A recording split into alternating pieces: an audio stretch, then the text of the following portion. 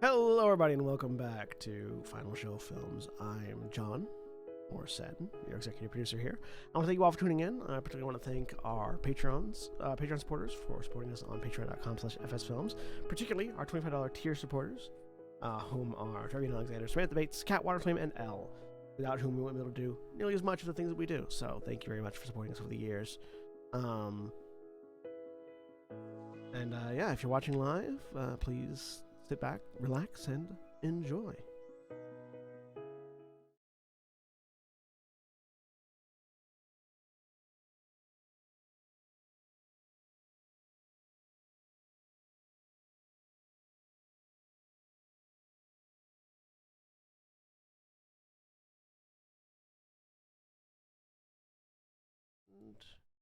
We're live!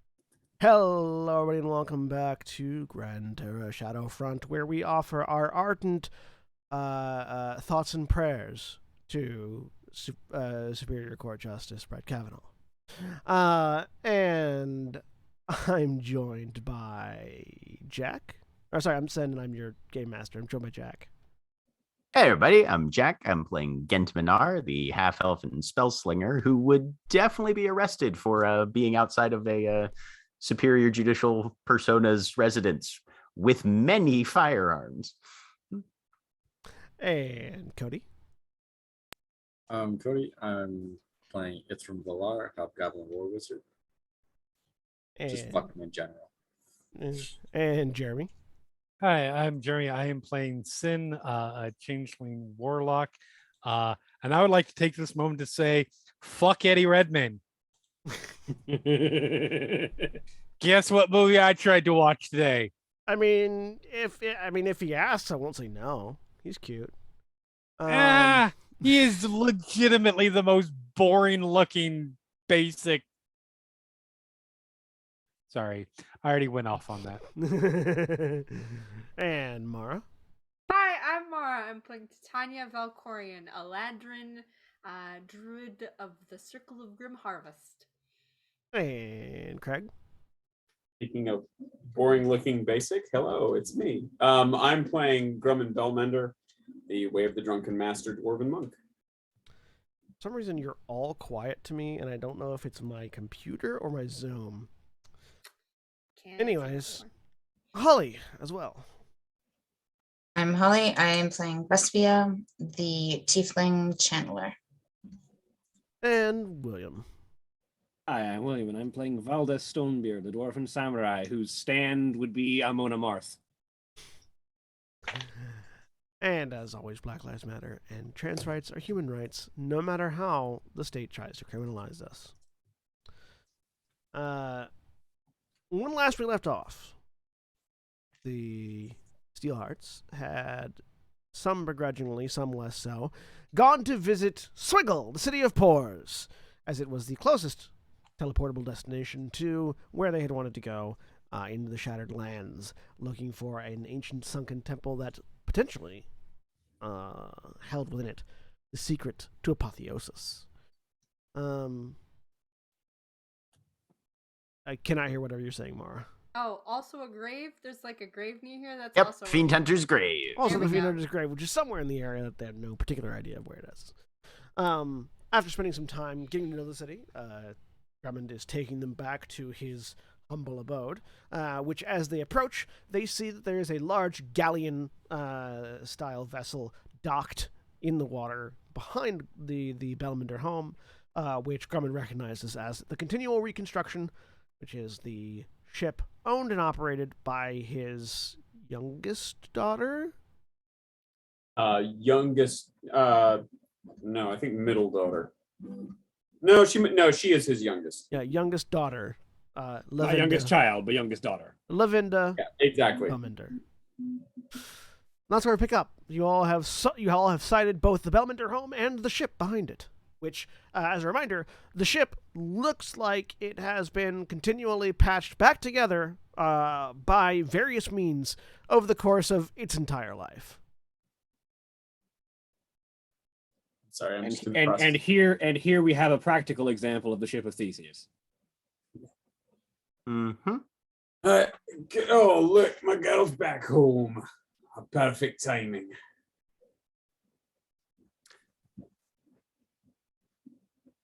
Well, it's been a long day. Come on, let's go in. Get your Make a perception check, Gent. Okay. Visual? Yes. Cool. Watch out for accountants. I assume you're not.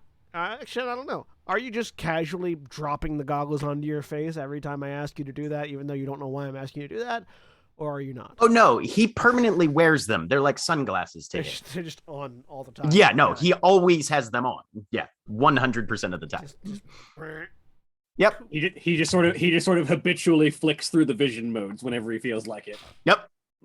24. You notice a couple things as you're approaching. You notice that as you're sort of walking and you're sort of absently staring at this ship, you notice what looks like a clockwork crab crawl up out of the water, up the side of the ship, stop, Okay.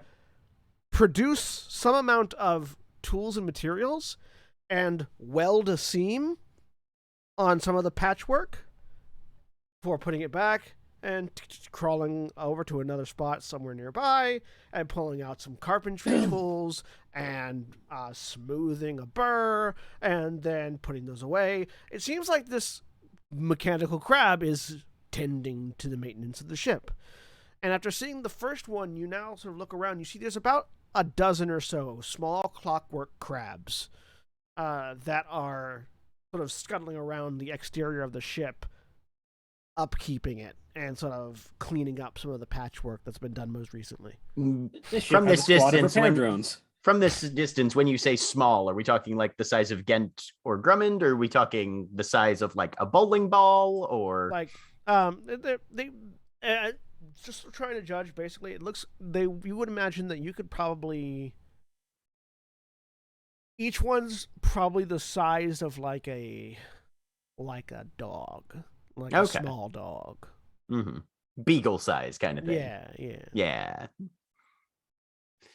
Again, somewhere in the ether of dimensions around him, there's a little +5 interest in boarding this ship. Bling!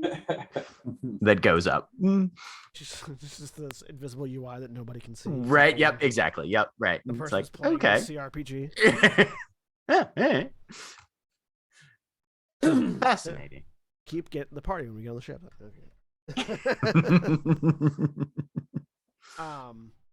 But you all head in. Grumman, feel free to describe the entry to the Bell Manor mains.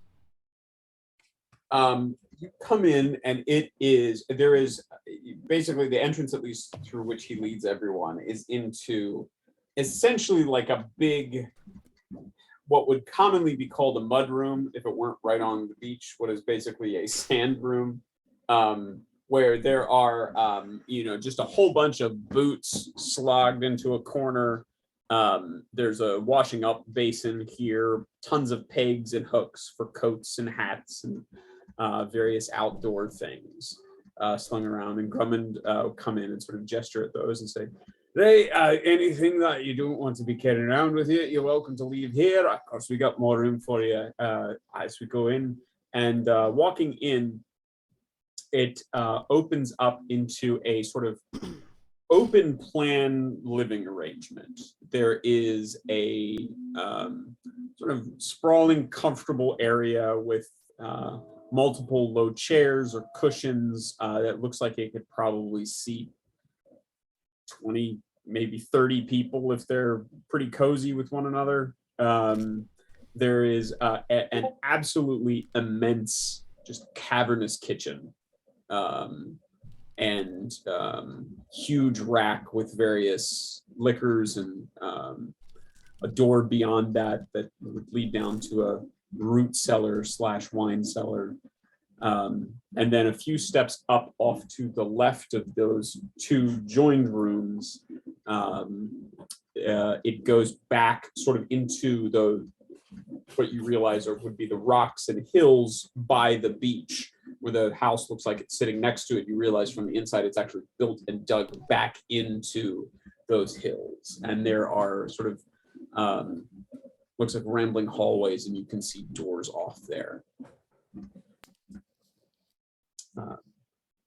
Grumman says, "Hey, I'll just go back and get some of the rooms turned out, freshened up for you, but feel free to make yourselves at home for the moment." And Greta stayed at the Broken Bell, right? We came along and she was still there, or did she come home first? Oh, no, actually, no, she came home first, right? She left you guys behind because you were having a talk about treasure hunting, so she's there, Right. along with a number of the other Bellmenders that are there. Yeah. I would imagine. Although actually, it's like 2 a.m. now, so most of them are asleep. Most of them are asleep. If this is important, I would imagine that Rachel, Keg's child, is probably here. Since Keg has fallen in with a bad crowd, most of the other kids have their own places, though. And so say, just keep it down. Nothing too loud. We're Bellmenders are used to gongs ringing in the middle of the night to an extent, but we don't get to look this good without a fair amount of beauty sleep. And he will just kind of gesture off at the kitchen and the chairs, and then head back down the hallway to start getting a number of rooms ready. And he'll sort of stop and turn around and look at Titania and Valdeth and Ghent, and kind of go 3, 2, 1. One room. Of course. And then turn and look at Ithram and Vespia and say 2, 1. 1, I guess. Ithram says 1. Yeah. All right. Right, got it. And we'll go and pick sort of appropriately sized guest rooms that can accommodate that number of people. Before you go, I don't remember who I am right now. I think you're your dwarf. I'm on my dwarf one. Okay, yeah, the one that you used to spy on the yes. Bellmenders. So he goes and goes 2. Of course. Adjoining. Doesn't matter. Right. Yeah, we'll give you Poppy and Lavenda's old rooms. Figured since you were offering, I might as well. Oh, we've got the numbers. Only a dozen or so Bellmenders in town at the moment, so plenty of spare rooms. And he just kind of disappears off down the hallway. So, Drummond, as you go down and you're going to actually prepare some of the other rooms, you open up Lavenda's old room, and you're expecting it to be empty. As you open it up, you realize that it's not empty. In fact, there is a massive elephant woman just passed out on a bed that's decidedly not big enough for her, but she doesn't seem to care. Is it Dion? Yes. Oh, okay. It passed out. Yeah, just, completely zonked. Like, okay. Grumman will go whoop, and we'll sort of peek in. Is the nature of our relationship such that Deanne would mind if I went in and sort of made the room a little more comfortable for when she wakes up, or would that not be? She would not mind at all. No. Okay. All right. So Grumman will sort of step in quietly, maneuver the portions of probably take like some of the chairs and stuff and move them over closer to the bed to essentially expand the amount of soft surface space available. Put a big pitcher of water on the bedside table and do what he can, and then go back out softly and close the door. And then we'll check with realizing that some of the crew has apparently come ashore. We'll be a little more cautious in popping into the other rooms that he was planning to prepare. So as you're popping into some of the other rooms, you find not only it seems like about roughly half the crew is ashore. Okay. Several of them are still awake. Okay. As you sort of open a door, you find Paula, who is this fairly tall, extremely well muscled simian creature. Fair like just looks like a monkey, but looks like a oddly feminine monkey. Who's just sort of like hanging upside down from the ceiling, doing like leg curls, to just doing random evening exercise when you open the door. And she just looks up at you and goes, "Oh, hey, Drummond." Oh, Paula, good to see you. I saw the ship outside's looking in top shape. Yeah, Maria's still on the ship working. I figured I saw the little scuttlers about. Listen, I've got some friends staying over. Don't want to disrupt, but just so you know, there'll be some new faces about. Not all of them Bellmenders. Officially. Unofficially, of course, they're all Bellmenders. You know how it goes. If you're looking for Lavinda, I believe she and Karma were having a drink out on the beach. Oh, perfect. Well, I will certainly head that way as soon as I get everybody settled. It's been a rough few weeks.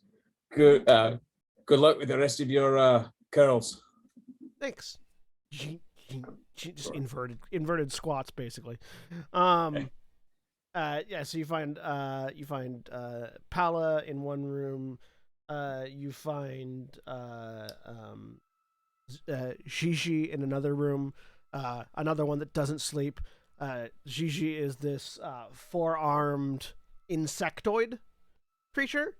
That seems sort of like a praying mantis, but with four arms. It was just sort of like who seems to be very meticulously sorting some sort of like childhood knickknacks of one of the younger Bellmenders that they don't really like use or need anymore, and just like sort of organizing on a wall. Yeah, you'll also find Halamarnia, who is you'll probably actually find her after you do your rounds. If you could go down into the cellar at all, she has just parked herself like underneath the stairs, as deep in the house as she can, just leaning against a wall, passed out. Oh, passed out? Yeah. Okay, all right. I'm not going to show her my new hands then. Well, again, as long as the relationship would not be inappropriate, we'll sort of do what I can to make that portion as comfortable as possible. Yeah, pretty much the entire crew has sort of treats Grummond as like their adoptive father to a certain extent. Okay. All right. I mean, and I'm still going to ask within that, because sometimes your relationship with your dad is such that you don't mind if he tucks you in, and sometimes you would prefer to have your own space. So yeah, Grummond has had enough kids to know that sometimes it's going to be okay, sometimes it's not. So, and I think has a decent sense of which would be which. Oh, yeah. Okay. So with the knowledge that they're all here, but we still have enough spare rooms for everybody, right? Yeah, you should still have it. Okay. All right. Cool. So while Grummond is off doing things, the rest of you are hanging out in the den. I think there might be as many Bellmenders as Valkorians, possibly. It's approaching the numbers. Which is rather impressive, because you haven't had basically all of time in the Bellmender's case. Yeah. Prolific. Can Grummond hear that or no? No, you're off in the back at this Okay. point. All right. Valdeth, before we board the ship, I might need to go shopping tomorrow. What do you need to look for? He pulls out the gun, spins it, and reholsters. I don't think if we're going to a sunken temple that this is going to work well underwater. Well, the other one will. I mean, in its altered state, but then I'm just... It's made of flesh and spits teeth. I don't think you really have to worry about powder getting wet. I love I'm that concerned- description. It's made of flesh and spits teeth. I'm a bit concerned, as it were, just for the range, power. the projectile will be boring its way through a much denser substance. In my experience, crossbows and the like tend to operate underwater. Well, yes, but that's a better low than- velocity projectile by design already. compared to a bullet, but they tend Much to more mass, much less speed for transfer of energy, whereas this one is much more speed, very little mass, which is going to make travel underwater. Maybe I'll test it out a bit. I don't know. give it some try. I think you'll be also both those weapons are magical. I think you'll be probably more successful than you're expecting, but give it a shot. Go swimming for a bit and see how they fire. Do that tomorrow morning, then I suppose. Morning swim. Excellent. Okay, good. And if you need replacements, we can get you some hand crossbows to fiddle around with. I don't use crossbows. I've never used crossbows. I wouldn't be able They're to. just like fucking guns. Mechanically, he's not proficient in crossbows I know. of any sort.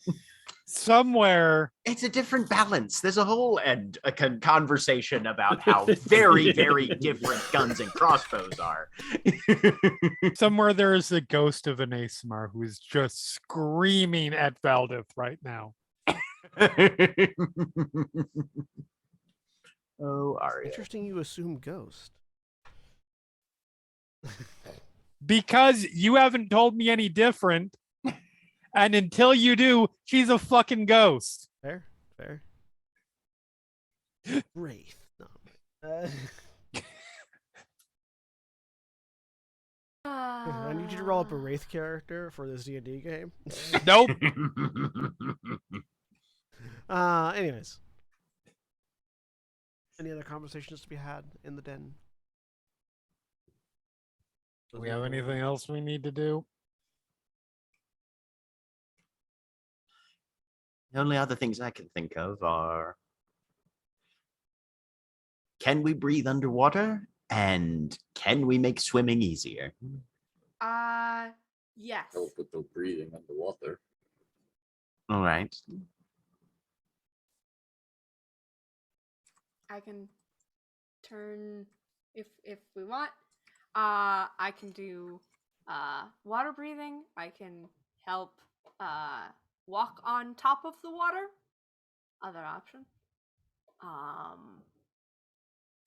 It doesn't make you better at swimming though. I don't think. Yeah, does anybody have freedom of movement? I can get that. I have to prepare spells anyway. So, freedom of movement. Hang on. I think I have that one in my list. Or I could turn us all into something that can swim. I mean, there's Not also an that. awful choice. Second one would probably be helpful, especially if we're doing a group traveling, Steel hearts become the steel sharks. God damn it.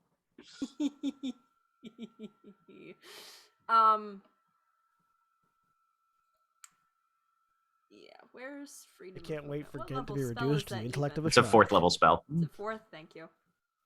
It's much easier to find once I know. Yeah, I can take freedom of movement. Well, animal shapes specifically doesn't change your mental scores.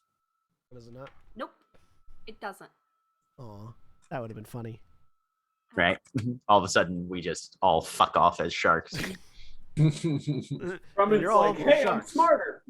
I If think that's we why don't it doesn't want change to- mental scores, is because they don't want to give parties the excuse of like, well, you're as dumb as a shark. Everyone just goes in a different direction. Yeah. If I mean, don't also, take there wind off, are a lot of yeah. reasons.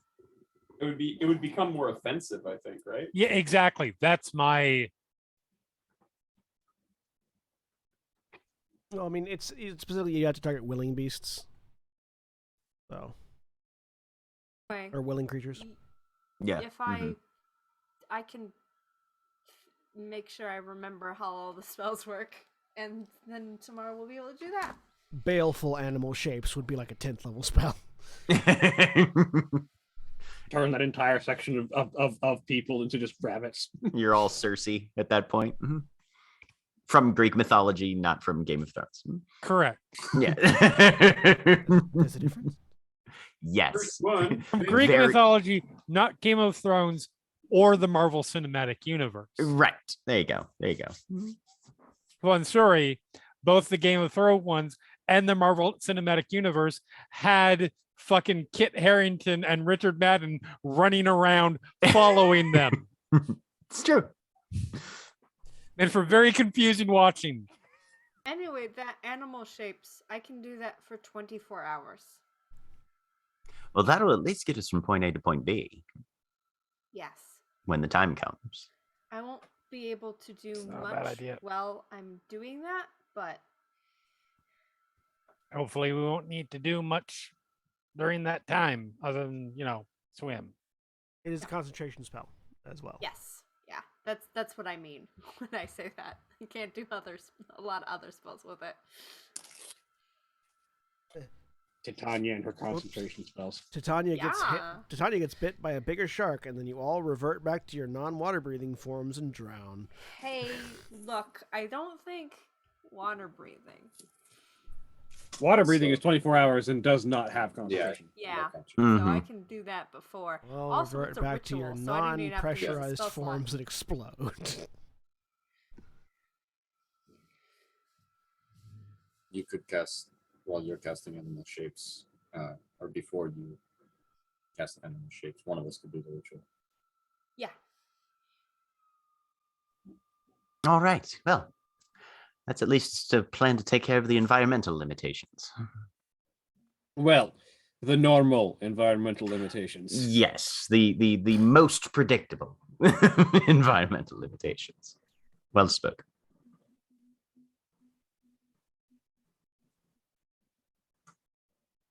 As we've established, there's plenty of other things that we can't really consider until we're out there.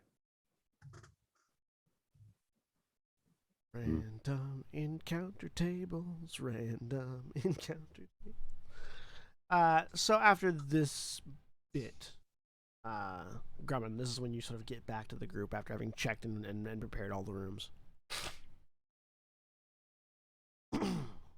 All right, everybody, everything's all set. Let's see, Ithram, Vespia, you're going to be down here, and he'll sort of take and show everybody to their rooms if they're ready to go. Anyone want a nightcap or a last bit to eat before you head to bed? I think I'll save my food for whatever your delightful household conjures for a breakfast. Well, you've not broken your fast until you've had a bellmender break it. I'm looking forward to it. Sounds like a threat. I for whatever reason I thought you were going to go. You've not broken your fast until you've had a Belfast. That's going to win my brain. But then again, I just Look, Belfast is in a much better situation than it was when I was a kid. I just Jesus Christ. I just Whoa, make you're fucking ditties as I go. Apparently, I will take something to drink before bed, though. Of course. Anything in particular? Same. I was about to mix up something to bring out to my Lavenda. I feel for something that might be sort of beachside. Happy to make some extra for you, or I can make something a bit more soothing for an end of the day. I'll take an extra glass Nighttime of whatever you're margaritas. making. Hell yeah. Also same. I will take one as well. Of course, of course. What did Valdeth say? She said, I'll take an extra glass of whatever you're making. All right, when we get to it, and he goes over to the kitchen. as he goes into the kitchen, there's just a random Hispanic rolled R musical sting. You know, that arriba, just Gent is already in a bed and snoring. He's gonna get out. Went to the room and he's got his book out. Nice. Like hibiscus simple syrup, and you start juicing some lemon. Again, the extra arms pop out, and so he's got like two of the arms juicing lemons. The other two are in the process of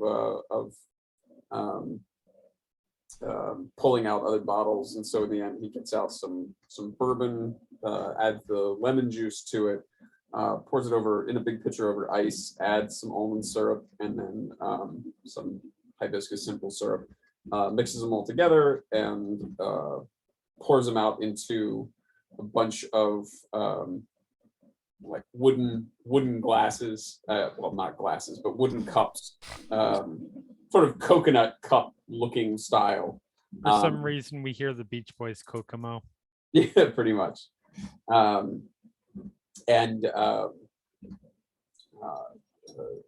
it's all poured out, each one has a little bit of ice in it, and starts handing them out and puts a few more on a tray. Thank you much. Yours. Thank you kindly. It's always a favorite for watching the sunset. We're a few hours late for that, but no less delicious for it. Valdeth will sip on her drink while she heads to her room. I do like how well that was timed with me finishing my drink. We all drink together. You all have your drinks, have your rest. I give 2 glasses to Vespia in case she wants to take one to Ithra. She will. I have popcorn snacks that taste like, or like I have corn snacks that taste like corn on the cob. Is very odd. I've had They went all in on corn in that box. Yep, very corny. I mean, it's the Shibuya box. There are several things that are corn or potatoes. Oh, you got Boxu. Okay, yeah. Oh no, Tokyo Treat. I'll take a treat. Now, these are Texas corn potage or potage. I don't know how you say that word. Potage. Potage. Potage. Not a sponsor. And they're like like they look like corn puffs or like cheese puffs, but they taste like actual like corn on the cob. It's really weird. Anyways. Anything else before you all turn in for the night? Grumman is going out to see Lavenda. Yeah. Who absolutely is overjoyed to see you. You see Lavenda and Karma. Lavenda, who you know who she looks like, we'll introduce her in a bit. And Karma, who you also know who she looks like, and we'll introduce her in a bit once the rest of the crew sees them. They're just relaxing. You sort of get the idea that they've just gotten back from a fairly lucrative expedition, and they come back home just to repair the ship, buy some more supplies. Gonna head out in the morning, or gonna head out in the morning unless something catches their fancy. At which point, I would presume you would indicate that you might have a job for them. Yeah, Grumman will. Assuming they're in the mood for company. If they're looking for just some quiet moments, then Yeah, Grumman no, they're will just drop off the drinks. They're in a sort of a celebratory mood, so they don't mind company. Deal. Grumman will get as many details as they care to share of their recent travels, and then if there is, once he's found out everything that they're willing to share, we'll fill them in on everything that's been going on with the Steelhearts, and lead into the fact that we have a sea voyage coming up. Yeah, so they're willing to sort of wait and hear out the before they take off. So great. Oh, you all get a long rest. As Kokomo plays. Yeah. The sun slowly rises. Primarily, this is where, Gent, you realize that you fell asleep, or at least sometime in your sleep, rolled into not the greatest position as a sunbeam just hits right where your face is. The sun comes up. And it's worth pointing out that the rooms deep in tend to have like cleverly filtered skylights. It's probably some mirrors arranged cut into the hill, so there is sunlight coming into them. I forgot to mention that. Yeah. Probably was not visible to Gent until he woke up and was like, "Why the hell is there sun in my face? I'm in a goddamn cave." Yeah. But yeah, so you all wake up to sunlight. Some of you more aggressively than others. he does take a moment to sort of analyze. Oh, mirror. Good Creative morning. architecture. I'll give them that. I was about to say, Is it? Gent gets woken up by a sunbeam and like looks down, and there's Valdeth like sort of like one arm over his torso, just sort of still Right. asleep. Yeah. Yeah. I suppose it is. Titania's already dressed. Yes. It's a wedding dress at this point. Oh my. Did I miss? Are we late? Nope. Just woke up. Hashtag woke up like this. Oh, well,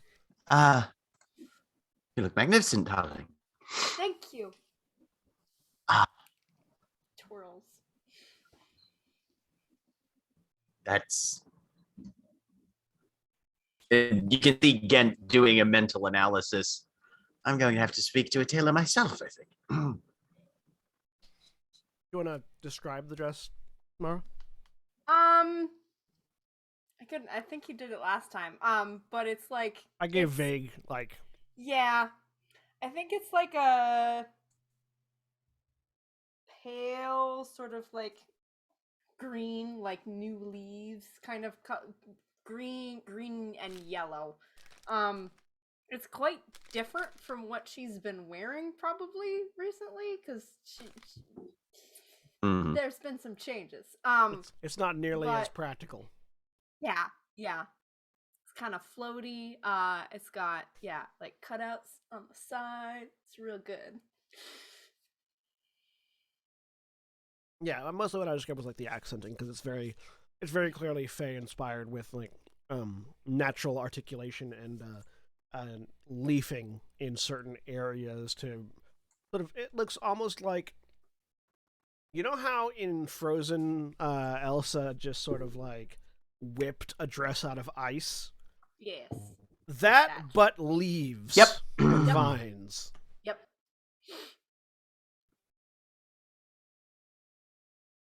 All my But yeah, no, Gent is definitely making the fashion comparison and realizing that his now several years old formal wear from House Minar probably does not meet this standard of event. That's why it doesn't fit you anymore because you've put on a bit of muscle mass since then. I mean, that's also fair. Yeah. Yeah, no, when we were talking with Dragon Elemental guy and he put it on, there was definitely less range of motion in it than he had previously experienced. Yeah. His damn pecs, his damn biceps. And yeah, it's probably a sign of how much Valdeth has been doing lately because she's still asleep and she's normally like one of the first ones up. Also, Titania's been waking up much earlier than normal because Actually, not used to it. worth noting, just because of the way the lighting is and sort of the way it gets sort of trapped sort of in a sitting position at the moment, Tanya, you notice, not for the first time, but it's just for whatever reason more evident right now, Gent with the additional scarring and the additional sort of like weather-worn that he's gotten over the past year. Very much an image of Adam right now. Like Adam, but red hair and elf. Or half elf more than human. Yep. Yeah, that's a good point.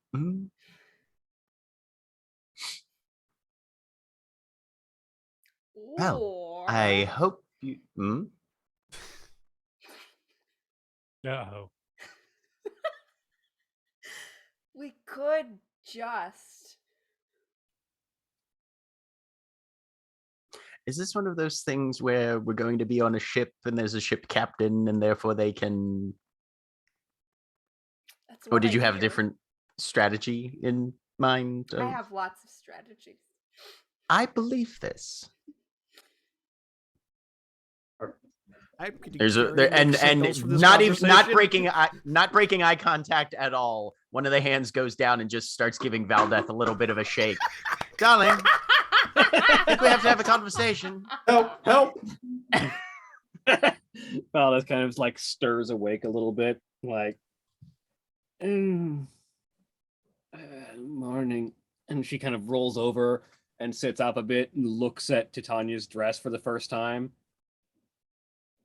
I like the idea that Valdeth sits up a little bit, looks at the person who shook her awake, and Gent just takes his hand and puts it on top of her head Yeah. and rotates it.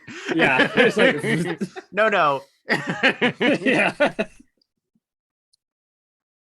Ah, it's a beautiful dress. Thanks. Shame it just makes me want to get you out of it.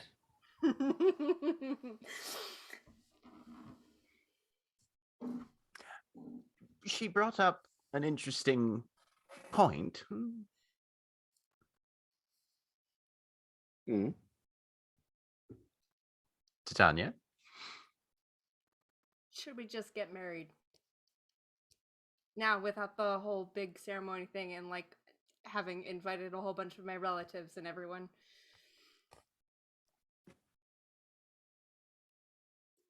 Or we could just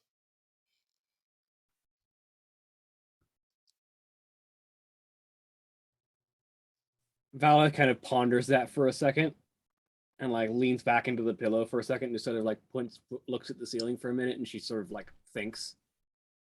It's I know you like it's an impressive sight because all of her hair is loose right now, so there's just like this blanket behind her of just her hair.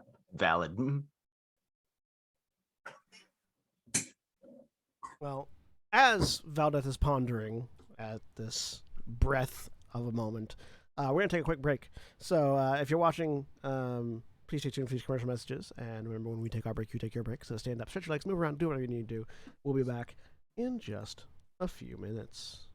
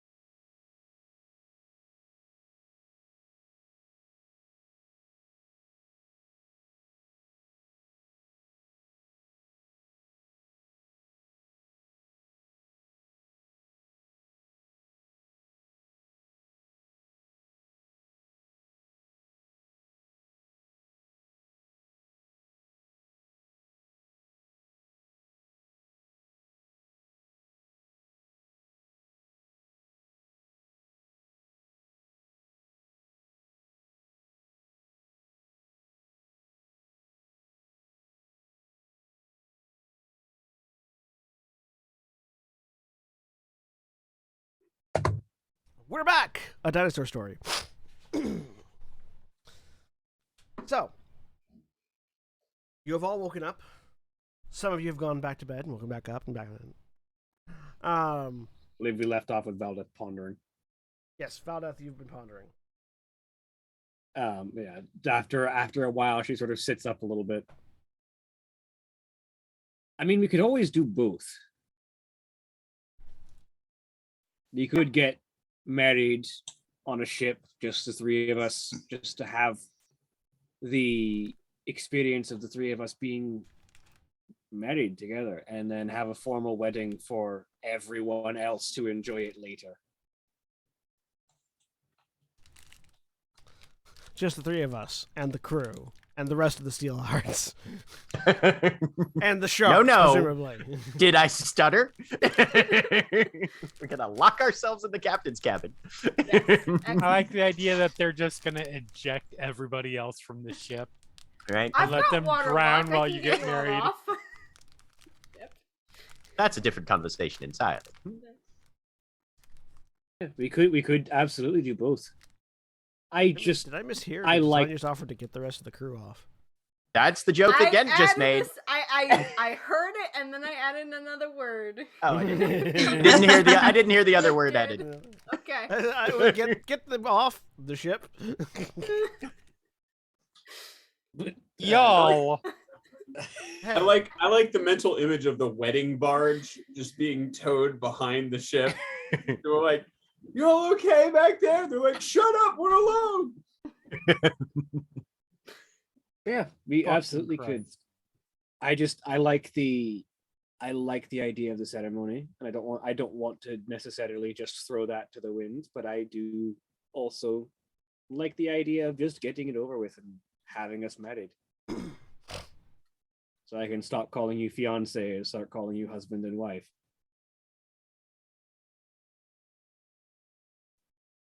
Huh. Sounds like we have a first order of business after we board the ship then.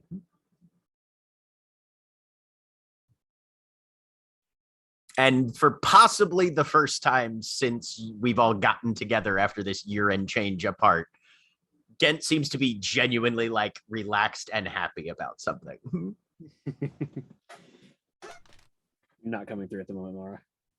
Oh, Titania's just smiling and fade to black.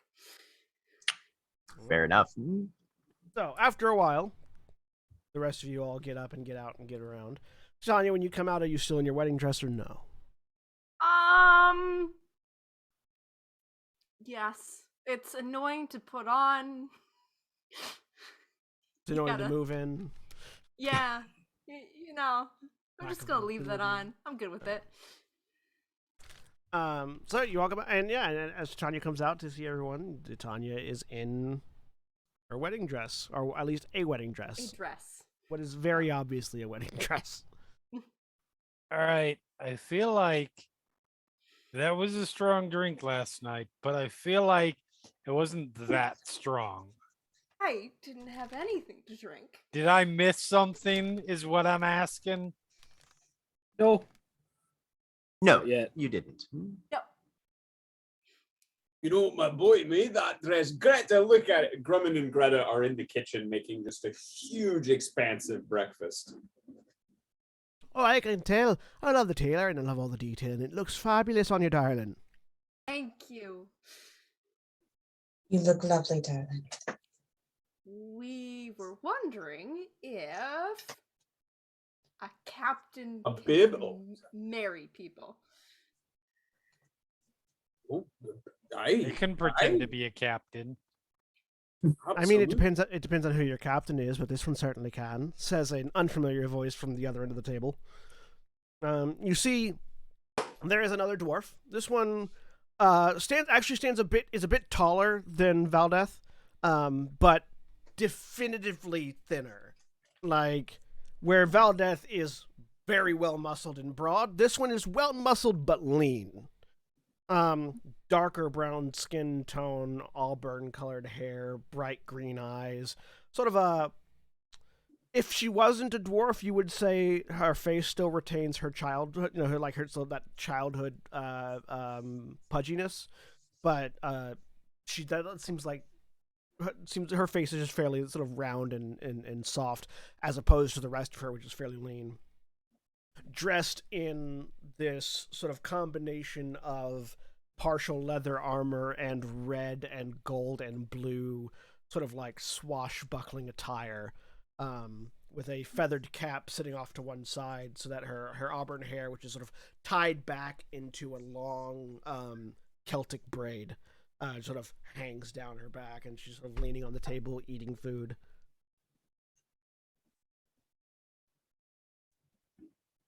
And sort of looking at the group of you, sort of taking in the sight.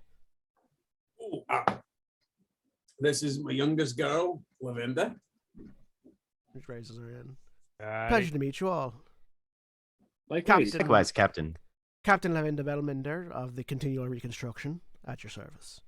It's a great ship name. Thank you. It's not my own. Maria came up with it. He's a fine vessel.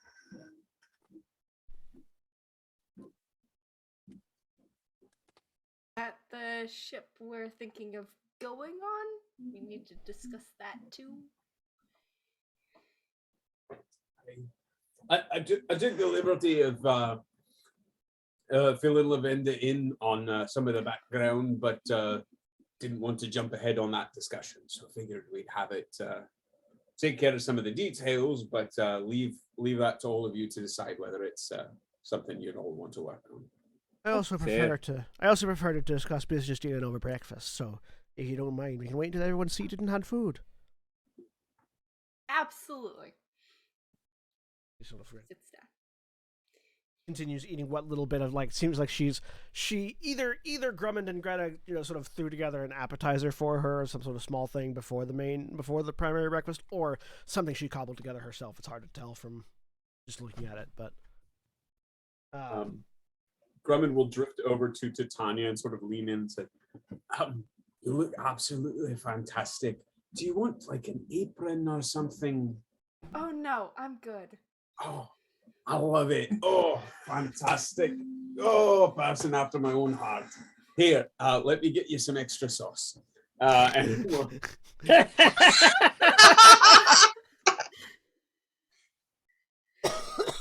Prestidigitation is a wonderful spell. It is. I don't have it. Only Scuzz has it. As you all sit down at various points, you notice the house is emptier than it was last night. So you can just sort of sense the presence of less bodies. Grummond, you know that the rest of the crew has basically returned back to the ship. They grabbed some early morning grub. Deanne helped herself to the kitchen earlier in the morning to make food for the crew.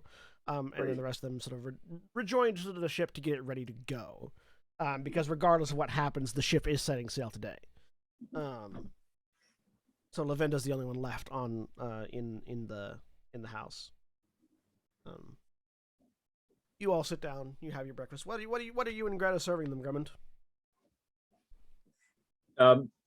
Like I said, I mean it's a pretty wide variety of things. A lot of eggs. In evidence, you have things like tortillas and bean and egg and ham, like sort of a huevos molotembos sort of style, and then there's rashers of thin sliced bacon, and there's like tripe stew, or more like a menudo, on offer for anybody who had a little too much the night before. A big old vat of French onion stew that was cooked probably the night before and has just been sort of slowly simmering. There are like big vats of essentially different mixes of muesli, and also sort of a kind of make your own. There's porridge going for people who want meat in stuff, as well as a sweet oatmeal. Scuzz is with us, right? Yeah, Scuzz and Annabella are both with you. All right, so down sort of towards Scuzz's end of the table is more the like Belgian waffles, pancakes and style of thing. Scuzz has in front of him basically like an alternating stack of like thick, fluffy pancakes and then just like slabs of butter. And it's like 50-50. Scuzz is I would imagine slowly like encrusting himself with butter and syrup. So there is a wide variety. And Grumman said, and if you don't see anything you like, just ask. I've got some biscuits coming out in a moment, and I can put some fry bread on if anyone wants that. You have some gravy with those biscuits. Oh, of course, some bread. I always put just a little bit of coffee in to help wake you up. But the rest of it's good old-fashioned sausage. And speaking of drinks, we've got coffee, water for tea. We've got a what would the equivalent of like Bloody Mary be? John, do you have a name for this world? Bloody Mary, yeah. Okay, we've got a Bloody Mary bar. The Floody Fairies. The Floody Fairies. I imagine. The red cap. I imagine it's. How about I imagine red it's. cap? I mean, that's fine. Cap. Yeah, I imagine it's a different. I imagine it's a different colloquialization for the drink for most drinks, depending on where you're at. Swiggle would definitely have access. Swiggle would have access to all of them. So it might be a Bloody Mary, it might be a red cap, it might be, it might be a Ginger Mister. You know, there's a variety of things that you could refer to it as. Okay. Well, you're not allowed to serve Ginger Misters with soul food, so that probably wouldn't fly. Because we don't have them, right, Jack? Point. Yeah, I mean, not natively. We got the marks for all the ones that we, eat, but exactly. And he says, something to keep in mind when it comes to sauces or additions, and he indicates like the more sort of variety of sauces and salsas, as well as pointing over to some of the mix-ins for the red cap bar. Says you want to go from left to right as far as less to more spice. Just to be aware, don't dive in on the right-hand side unless you know what you're after. Malnet immediately grabs one of the plates off the one of the bits off the right-hand side and just chows down. As is Lavinda. So, as you're all beginning to eat, you all notice that there is something that wasn't in here the night before. Behind Lavinda, leaning up against the wall, is a large banner mounted on a pole. At the head of the pole, there is an eagle statue, sort of an eagle adornment, a sort of gold and bronze eagle, and the flag itself has this. The flag itself is this sort of blue sky colorization with a sort of distributed cloud pattern on the lower half of a sort of a twin-tailed banner, with dwarven runes sort of sewn into the blue portion, which for those of you that can read dwarven, read forge ahead, and in forge in the colloquialism of marching or pressing forward rather than the structure. But the pun is definitely there. The pun is there, but it's meant as like sort of it's sort of like a charge, like a rallying cry, as opposed to a joke. Anyone that wants to can make a history check. Oh yeah. Do I know what this is, or am I like Grumman, you don't have to make the check because you know. Okay.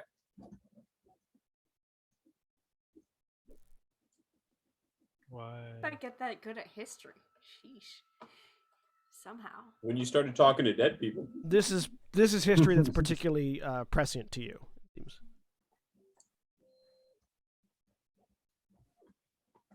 You have, Is that just for anybody that understands Dwarvish? No. This is anyone that's looking at the flag. If anybody's interested, the bit at the top that's an eagle is called a finial. There you go. That's the word I didn't know. What's up, weird Maryland flag laws? All of you know that there are flags. Everything about a flag has meaning, and in this particular case, in this particular section of sea, sort of amongst the sort of the interior ocean between the three large land masses, a flag that is half decorated with a sort of a dispersed cloud pattern in this fashion represents LGBTQIA, sort of a queer identity. It's a pride flag. It's a pride flag, effectively. Sailors or pirates that bear that particular adornment on their flag are basically indicating that their crew is entirely or almost entirely queer to some description. Our flag means pride. Well done indeed. So that's just sort of hanging, sort of like leaning against the wall behind her. Very deliberately placed, it looks, so that whenever you look at her, the flag is immediately behind her. It's like sort of like a, like a almost a like a commanding position where the symbol is behind the commander at all times. Right. Very much a you can't miss this kind of positioning. Yeah, like this Dope. is sort of keeping what they're about in line. So I understand from your pa that you're looking for a ship to take you out into the Shattered Lands in search of some treasure of some kind. A couple of things. There's an ancient ship that was lost in one of the upside down waterfalls. She's like, get the look on her face. That's halfway between another one, and halfway between really. And then there's also an ancient temple somewhere dead center that's deep beneath the waves. So you're going straight into the heart of all the nasty weather patterns. Gonna need a dab hand at a ship, and a dab ship if I do say so myself. And I've heard that that's you on both accounts. Well, he's not much, but he is home. She says, gesturing out towards the where the ship would be docked. And well, I'm always up for a spot of adventure. We were just gonna be setting sail ourselves later today to see what we could find. But if there's coin in the offering, I don't mind loaning out my services. How much did you charge for this kind of venture? Well, we'll give you the old friends and family discount, she says as she is mentally doing math while I'm looking up a chart. If there's a nuptials surcharge, you may want to add that in as well. Oh no, you're getting, if you're paying for my services, you're paying for all of them, and that includes anything I can provide to the lovely bride. Drummond will elbow Vespia, waggle his eyebrows. For the price of one. Wow, so soon. BOGO. So wink at Grumman. Got to look that down. Sin is just appreciating the innuendo in that statement. There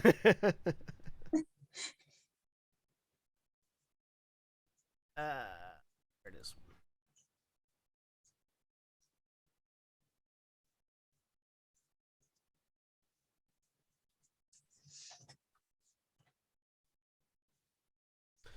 So, friends and family discount. We'll call it, for myself and the crew, 10 gold a day. We'll get you our services for anything that you may need. That includes sailing the ship, getting you where you need to go, protecting you in combat, lending our services where need be, providing local expertise. Anyone that wants to can make either a history or we'll say either a history or a survival roll to sort of gauge that price. Kind of better at the last. Yeah, natural one. This is a great deal. Yep, natural one. 26. 20. Not Really the- annoyed that your nat ones are about in my range. The natural ones, you have no idea if this is a good price or not. Great deal. Vespia's about to just slam down some money. Sin, yeah, it's hard to gauge, mostly because you don't work on a straight gold scale. Right. What you are paid in is, at the same time, more expensive and also less valuable. than what than currency. So it's always hard to gauge. They do a lot of dealing with people, but not in the sailing. You are paid in power, not in money. Yeah. Exposure. You paid exposure. You, Oh, you God, the died worst of Oh God! exposure. Warlocks are paid in exposure. Do ancient magics. Warlocks are gig workers. I mean, they are freelancers, so Yeah. that makes Mhm. sense. Yep. They're independent contractors. For the rest of you, Emphasis on the that's contract. So angry right now. that's about half of what you would expect to pay for skilled labor, basically. Mhm. Like you'd expect you'd expect to pay for like a full on ship. It's typically like a silver a mile, or for like hired help, it's like 2 gold a day. So depending on how many people are on the crew itself, which you gathered aren't a lot based on discussions previous, she's giving you roughly a 50% discount on her services. I think that's perfectly reasonable. I'd be happy to bankroll this venture. I can if you need me to. I've got plenty enough to Alright. make this go. I might come across as biased, but honestly, they're one of the absolute finest crews out there. Coin's can good believe for it. coin's good for spending, no matter whose pocket it comes from. We'll pay weekly installments. Beginning of the week, each service you pay up for the week. If you lose our services before the end of the week, we'll refund you the rest. Well, that'll pull out 70 gold and just sort of slide it across the table. Take it. Well then, you've bought yourself the services of the good ship, the Continual Reconstruction. He's a fine ship who's seen us through many a tall tale. So I'm sure he'll see you through to your destination. Can Gent read anything into their choice of ship pronouns? Make a religion check. Ooh, that one field of study that I'm shit at. 22. Based on her marking, based on like sort of her bearing and the symbology on her outfit, you Uh-huh. gather she's a follower. She's a follower of Valkyr. Okay. And for whatever reason, this came up in your historical study. Valkyr is canonically bisexual. Right. Most ships still have feminine pronouns, but it's not unheard of for Valkyrian ships to Mhm. have masculine pronouns. And the reasoning provided is typically, we're confident that he would enjoy having a male ship in his waters once in a while. Mm-hmm. Yeah. Legit. Well, whatever floats your boat. I'm gonna kill you.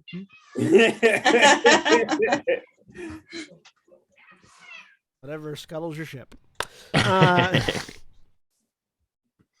so that's that's sort of the gist of what you get out of that, Gent. So that Yep. the masculine pronouns probably means that if not the entire crew, at the very least the captain and whatever priest they might have aboard the ship are followers of Valkyr. Valkyr. Cool. And for anybody who's wondering, as Gent gets food, he kind of starts. He starts directly in the middle of the sauces and has been slowly moving his way very slightly right. Nice. So starting as a moderate but leaning right. Got it. Yep, checks out. No problems with that. Only in his food choices. Only in terms of spiciness. As people are getting food, Vespia will go over to Titania and lean in. Would you like me to do your hair? Yes.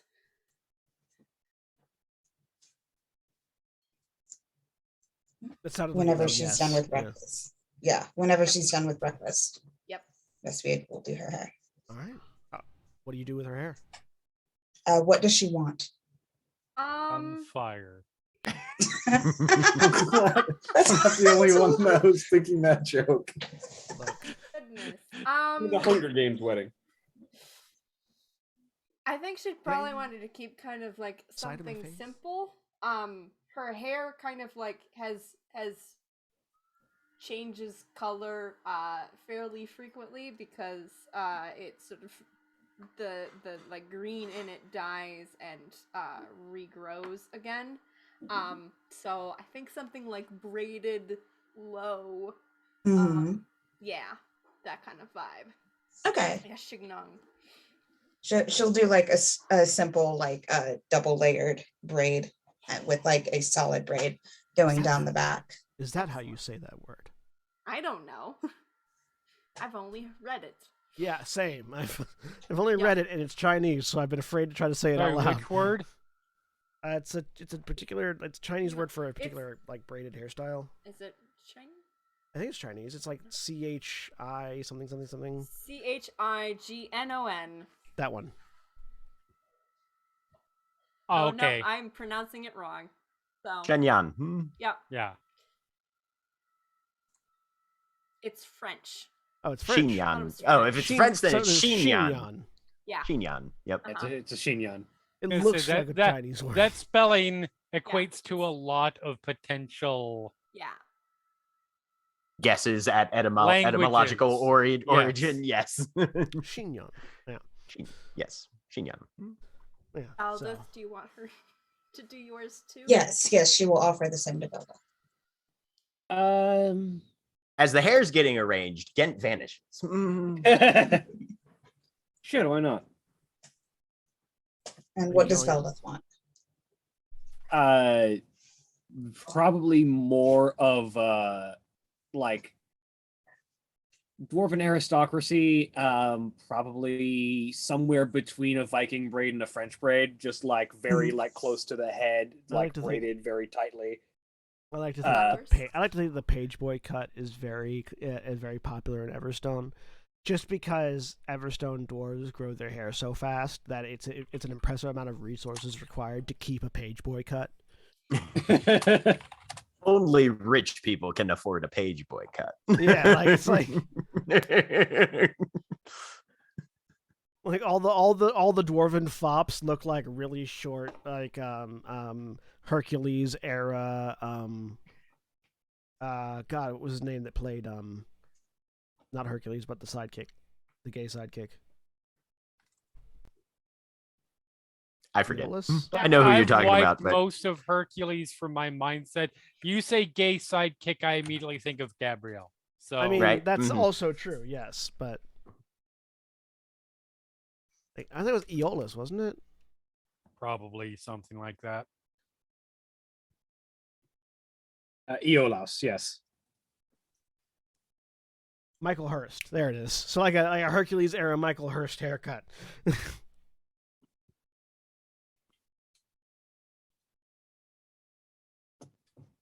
Yeah, Vespia will do the tight like Viking style braids on Veldith. All right.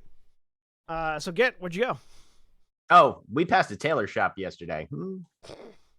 Oh, so you also take your way to the what was it called, Craig? The ubiquitous Feywearer. Yes, Yep. the ubiquitous Feywearer. Probably my dumbest pun. Oh, trust me, you've had dumber. No, well, I don't know. This one's a famous pub in Sigil is the ubiquitous Wayfarer. Right. Mm-hmm. I mean, the fact that we're in Swiggle, which was granted my pun, I think is already the lowest bar. You gave me that opening, and I've just been attempting to dig deeper. Like Oh no, 4 or 5 absolutely. We've been racing to the core. Yeah. Yeah, you get the ubiquitous Feywearer. Yep. If it's open, just breeze Yeah. right in. It's open. The tailor's taking measurements on a few people. There are people perusing the various cuts and colors, and he sees you and He's sort of just sort of like fairly lean and doesn't look nearly as terrified as he was at night when the others were here. Also, he's recently received an influx of cash, so he's feeling really great. Right. Who sort of just turns and lets go of the measuring tape, which continues to measure the person he was holding it up to, and walks over. Welcome to the Ubiquitous Fate. How might I assist you? Yes, I'm a member of the Steelhearts. I believe some of my compatriots visited you last night in the company of Seconds. your father. Ah, yes, and he lists a series of words that I can't do because this is not my industry, that describes the cut and styling of Titania's dress. Yep. As an identifier for Titania. That sounds basically accurate indeed. Yes. Apparently, there's going to be a wedding ceremony that I am woefully underprepared for, and wondered what I might be able to get tailored on short order. So he looks at you for a second, looking up and down. I have an example of what I'm looking for, but it is a few years out of date and small. Do you want an example of something you're looking for, or do you want something that will look good?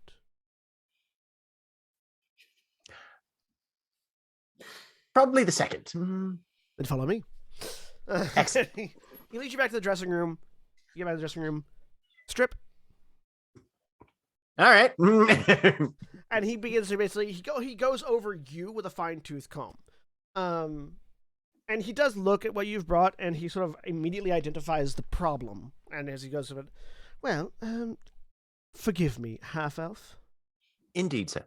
Yes, you're a little bit broader and a little bit more well-muscled than most elves can possibly get. So going for an elven cut is not going to accentuate your features. And he sort of goes through and just sort of like... And basically what he ends up doing is he ends up presenting you with a few different ideas. But largely what he lands on, that he thinks would look best for you, is sort of this Errol Flynn through the lens of an archfey sort of attire. Something that very particularly, like, a lot of frills, hugs the ass, hugs the legs.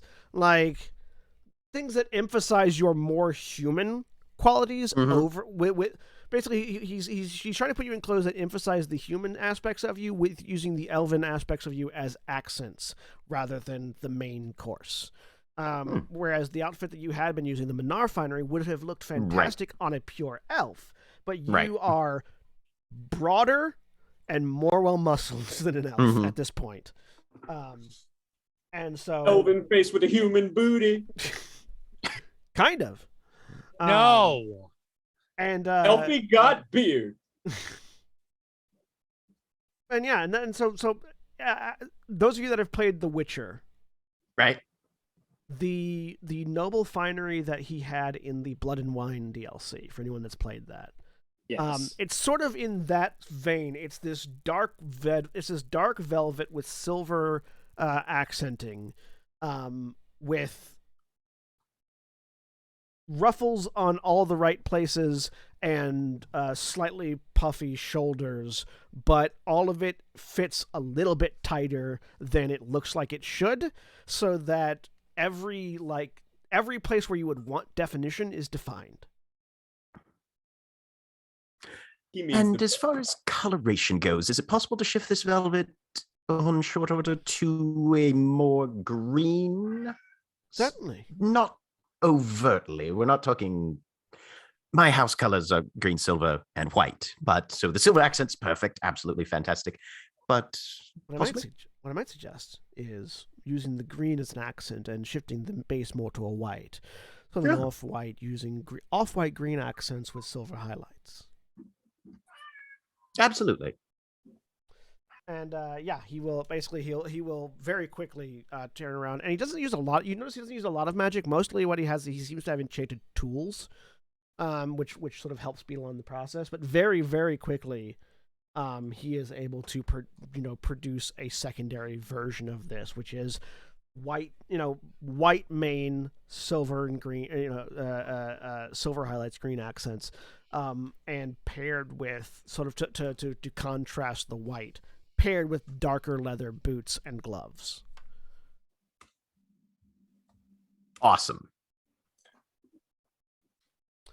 And yeah, so he will say, for this he has the material to make multiple of this if you would like a second one. But the first one cost is going to be this is mostly made from scratch. It's gonna be a little bit more expensive. This one is going to be, where is the thing? Why can I never find prices when I need them? Because that Right? would make it too easy. Yeah, it would. There. So that would be about 20 gold. Sold. All right. Yeah, you now have very fine, noble, like sort of formal wear. And if you'd like any accessories, we certainly have some of those as well. But if you're looking for something of a bit more,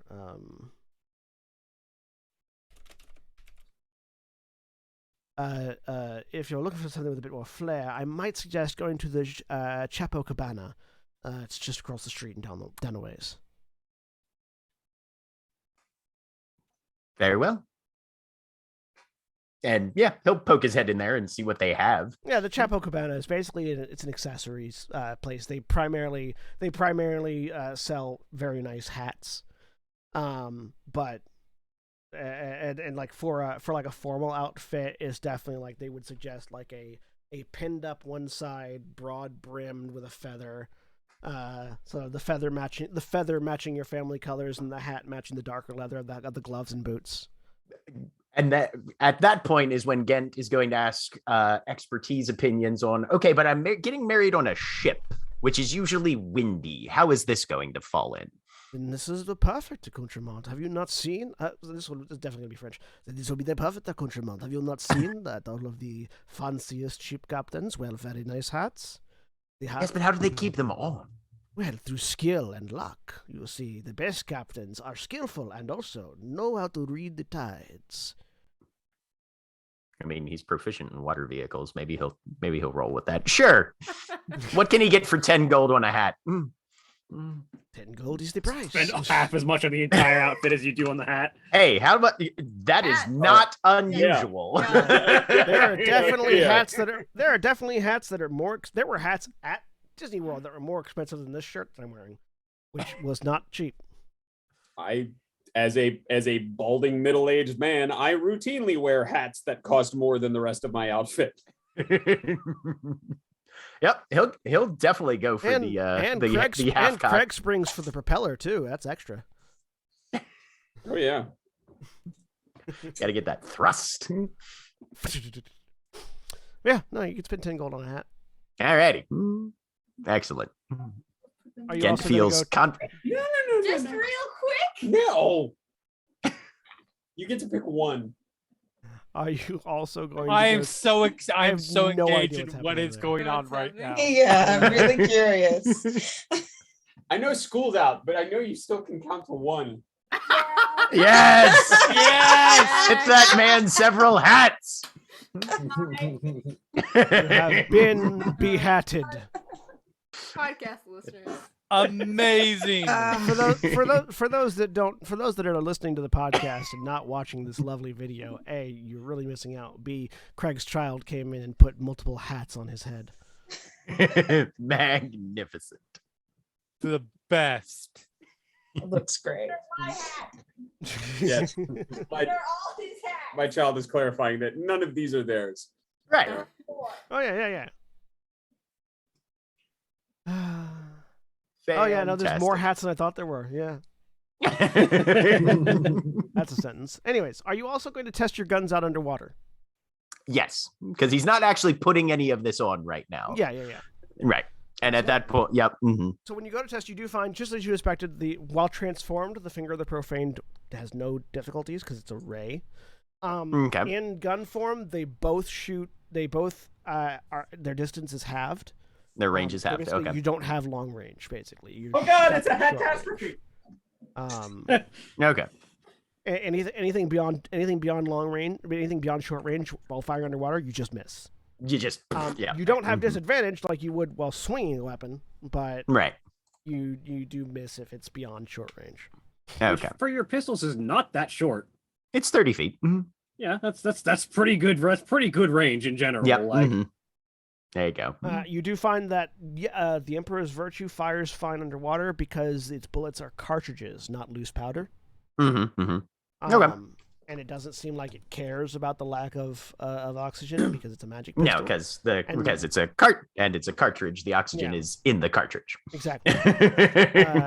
And the Finger of the Profaned also doesn't care because it's doesn't use powder. It spits teeth. Right. Yes. Right. Exactly. Yep. Fantastic. Okay. Cool. So Well, he feels a little better about that. If you wanted to get something that would work a little bit better than like a thrusting weapon, like a trident or a spear, would be a better option because you would be able to throw those at their full range, but then you'd also be throwing them rather than shooting and etc. Right, and then you have to go you'd be pick using a them up weapon that again. probably is not a +2 or +3 magic weapon. You are confident that you would be able to basically not throw your hand axes underwater at all. Oh yeah, because they have to spin. Swinging swinging the hand axes would be difficult. Yeah. Okay. He's just gonna stick with his pistols then and get comfortable being a little closer than normal. So Gent comes back with an oilcloth wrapped package, a hat box, and damp. Yes. I think to fight so many fish for this formal wear. If Titania is already wearing her wedding dress and presumably Gent went out to go and get something for the wedding, Valdeth will probably have changed into her wedding outfit by this point. But which is it's actually her father's wedding attire that has been retailored for her. Oh man. Which is the house Stonebeard colors are black, gold, and violet. So it is very much a it's not a tux because it's a dwarven outfit. It is very much a tailored robe. But it's a unique cut that is very much designed to accentuate the musculature of the person wearing it. The most prominent thing that stands out is the fact that there is a gap between it has shirtless sleeves, in that there is a gap at the shoulders where there's just the shoulders and biceps are exposed, and then there's like a golden collar on the forearm that then has the sleeves that go out to the wrist. Yep. Detached sleeves. Yeah. Yeah. Just to show off the musculature of the person wearing the outfit. There is the upper portion of the robe there, the clasps are studded with rubies, very similar to the armor that Valdeth initially wore when she at the beginning of the campaign. And then the belt that sort of holds everything together, very similar again to her armor, has like a stylized dwarven face just like on the clasp of the belt. And then the primary center mass of the robe is violet with the Stonebeard stone fist clenched into the right around center chest. And then the black exterior of columns with golden trim on basically everything. All of the accent work is gold. And then there's plenty of dwarven filigree along the sleeves with inscribed runes along the cuffs, and a series of different clan markings on most of the buttons and everything. I'm gonna have to figure out a way to do wedding attire minis for the three of you and just put a little Anyways, while the nobles are getting their dressing together and things, Sin, what are you doing? I have no fucking idea. I've just been enjoying this. if I might suggest, Grumman has certainly said to Greta, informed Greta that, please remind me of your dwarf form's name. Jackson. Jackson. That Jackson is now an investor in a Bellmender family business, and so you are probably being like plied with additional like post-breakfast treats and drinks and so forth from both Grummond and Greta. Okay. It's like finding yourself with a little bit more food than everyone else and a little bit more in the way of drinks and niceties. A little weirded out by that. I was literally just buying a problem away, but I'll accept it. Right?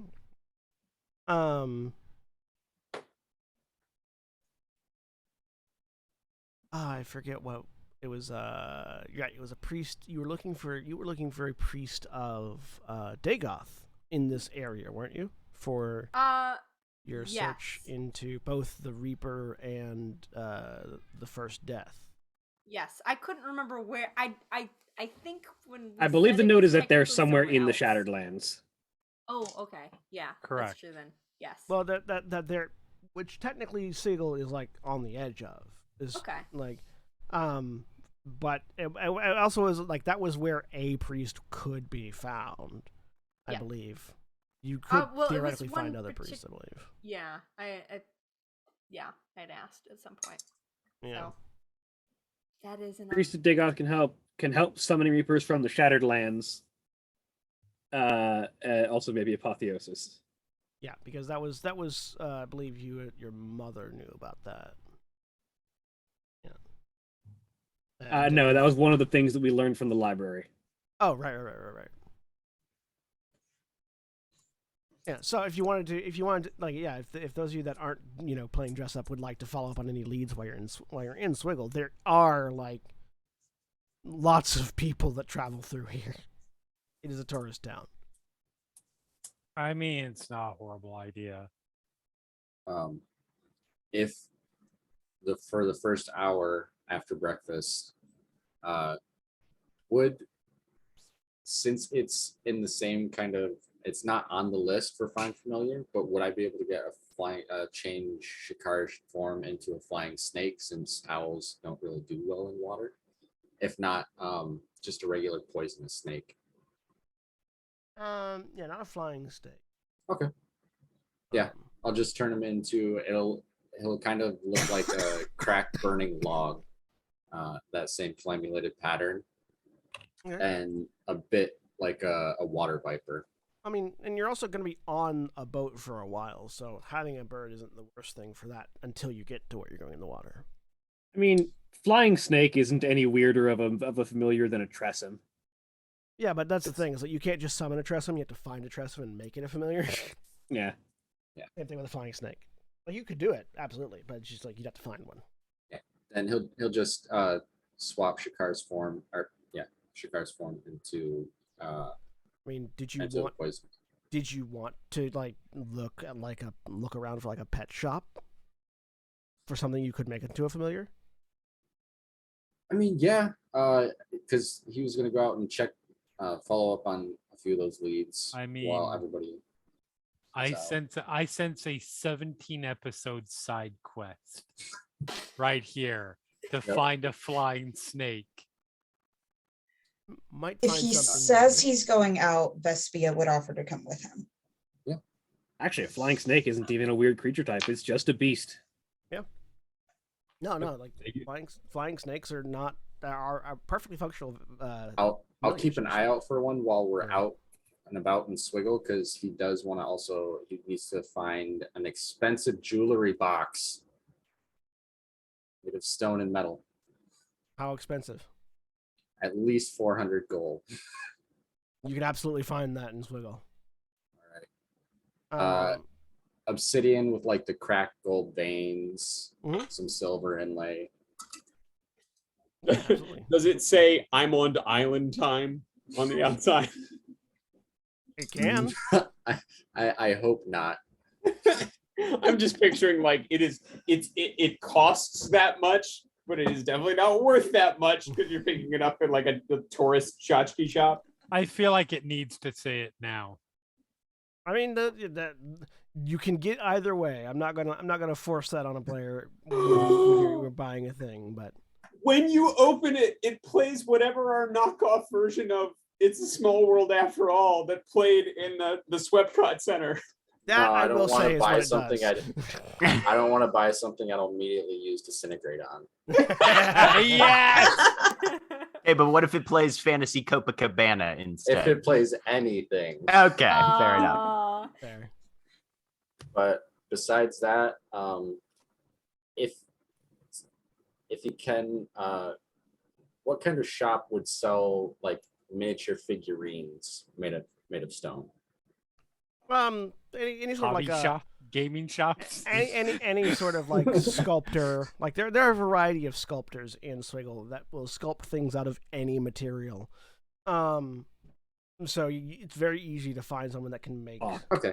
Then statues and yeah, things. he'll Damn keep an eye out for one of those as well to just pick up like a handful of like miniature figurines of generic like basically warrior chess pieces, Yeah.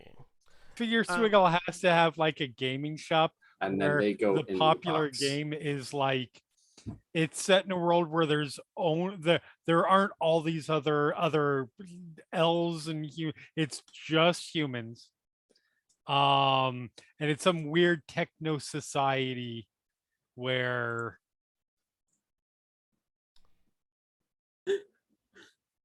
Yeah. Cubicles and coworkers. yeah, basically. Right. Yep. Mhm. Humans and households. So while you're out looking for things, No, it's just called Better Homes and Gardens. one of the things you find is it's a store called Flights of Fancy, and it seems to be some sort of like pet boutique. And the thing that catches your eye primarily is that in one of the windows, there is just sort of hovering there this purple cat.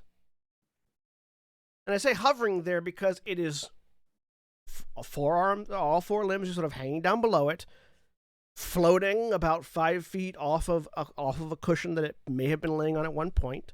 This long serpentine purple cat with darker purple stripes on it, and 3 yellow eyes, each with cross-section pupils that are staring at you. Is 2 it long Koshek? ears that have Yes. sort of like metal piercings in one side of it, just staring at you. Welcome to Recognize this Swigdale. creature. Make a nature check. Nature. All right. Can I make that as well? Yeah, if you want. 18. I know nothing. 18. So this is what's referred to as a psycat. It is. They are natives of the ethereal plane. That occasionally just sort of shift between planes and end up stuck in planes that they didn't intend to. This one seems to have ended up stuck in this shop.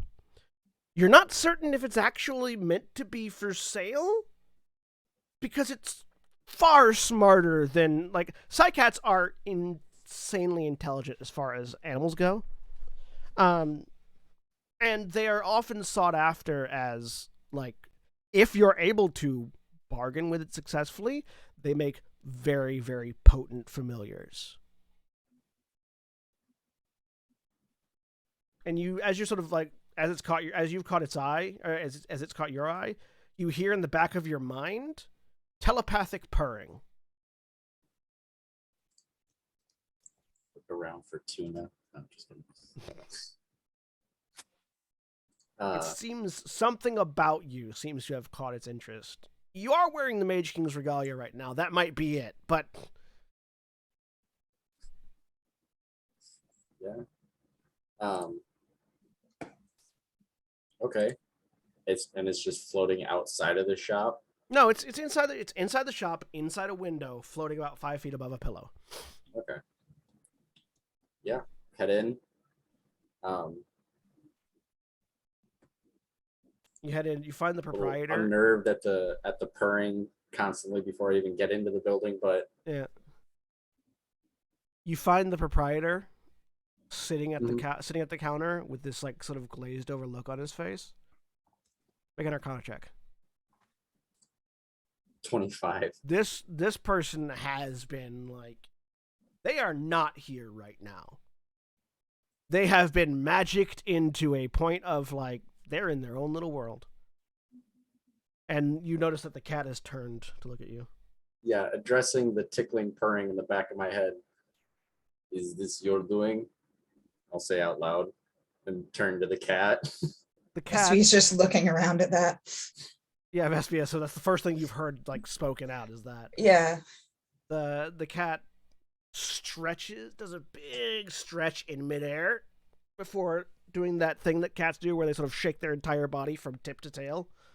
And then the purring just sort of like sort of peaks and then dips back in intensity, and you get sort of a positive affirmation from that.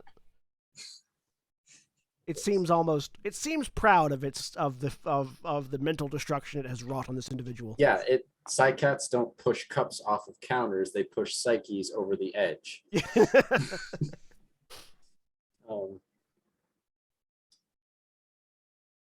How did you end up here? And he'll just start walking over there because obviously the proprietor is not really going to be any help.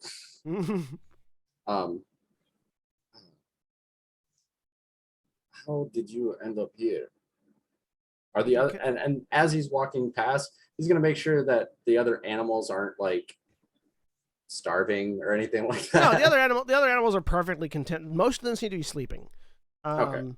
Those that are awake seem to be ignoring the presence of the psycat entirely. But no, that doesn't seem. You don't think that the proprietor's been out for long. Just that it's fairly recently. The cat sort of tilts its head, continues to purr for a bit, looks out towards the sign, and then just sort of floats towards the window, phases through the window, gestures at the sign, phases back through the window, and floats back to where it was hovering.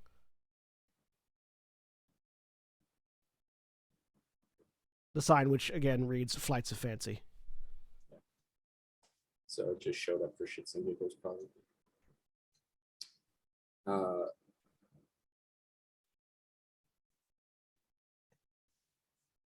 I'm just gonna send it.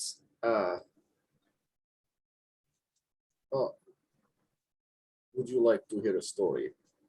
And then I'm just gonna, if it affirms, I'm just gonna send it mental images over the past.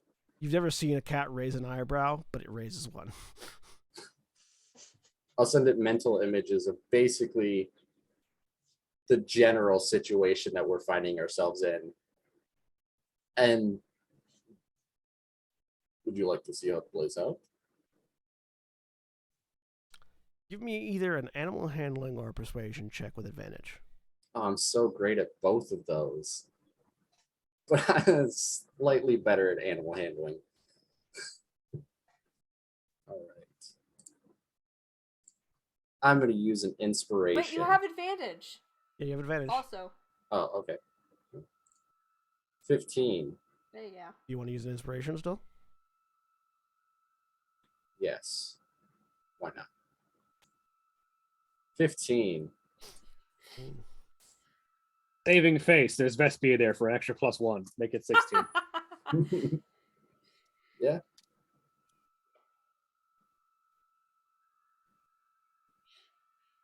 Sorry, Craig is distracting me.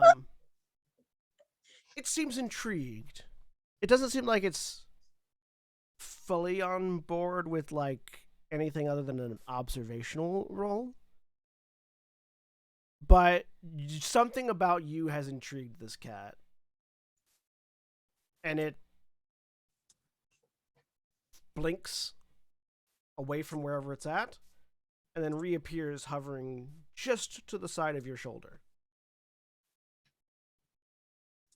with that constant sort of mental purring in the back of your head. Well, if you would just like to observe, you're more than welcome to. And he'll turn to Vespia. Perhaps we should leave. I think the sooner we Is it following exit. us? Leave for now. But for the well-being of the individual behind the counter, I think it's best if we go now. All right. And he'll mage hand the door open and head out. And yeah, and then the cat follows you. And as you leave the door, you watch as the cat turns and sort of looks back, and the door closes on its own without you mage handing it. As the door clicks closed, you watch as the person inside, the proprietor inside, just suddenly sort of startles as if they had just woken up. And it's like Before looks they around very notice. quickly, and yeah. Before they notice, I'm going to use Vortex Warp to warp the pillow that it was floating over underneath my arm. Yeah, easily done. There's an amused purr in your brain at that. And yeah, the next time you all see Ithram and Vespia back at the Belmender house, there is a varying shades of purple floating cat just hovering at one side. That's Oh. our Ithram. Insane arcane power. What do we use it for? Stealing home decor. Well, On we the way already back, know he'll- he can draw all sorts of extra. You know what? I'm not even gonna make the joke. Too late. I'll ask if it has a preferred name that it goes by on the way back.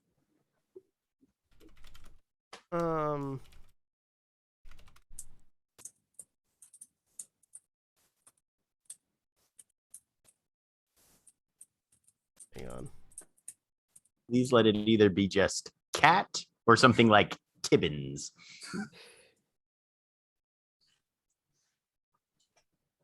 Mr. Actually, Brigglesworth. it's Felix. Okay. Warrior of Worlds. He's also named Ithram. Well, this is awkward. Well, one of us is going to have to change. And I get the feeling it's going to be me. Yeah. And in Slack, I have put not that one. In Slack, I am putting the image of Felix.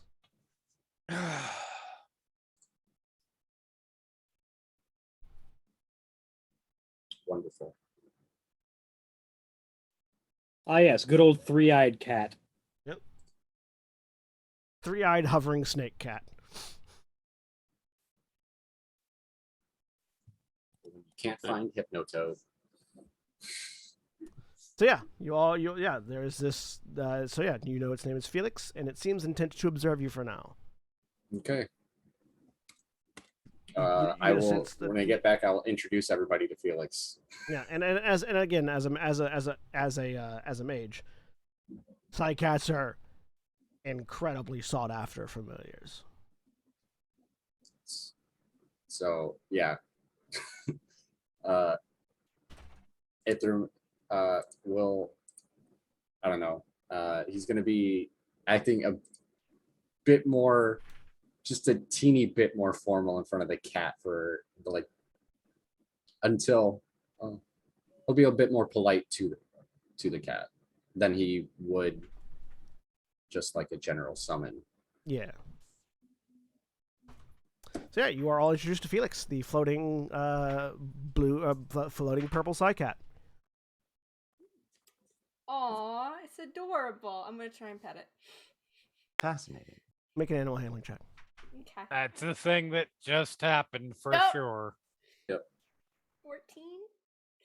14. While Titania's trying that, It'll let you Ithram will pet it. step up next to Jack, Gent, Jack, step up next to Gent, and kind of be like, "Yes, this is." He'll kind of fanboy for a second. That's Is I'm also very interested to see what sort of possibilities will be. Look, even if this turns out badly, take notes. oh yes. Nothing else already. At the moment, the cat is like hovering back and forth under Titania's outstretched fingers to get at a really particular spot in its back. Oh, bludge. What does he eat, Ithram? That is a good question. Dwarves. Do we know what psycats eat? Nope. Souls. Ghost it- tuna. yeah. I don't know. No one has Ghent. no one that hasn't been able to make a psycat their familiar has ever spent a long amount of time aware of a psycat. So no one knows what they eat. If they Someone's eat. Right. Come I'm over sure- with a bit of smoked herring and see if there's any interest. Make an animal handling check. All right.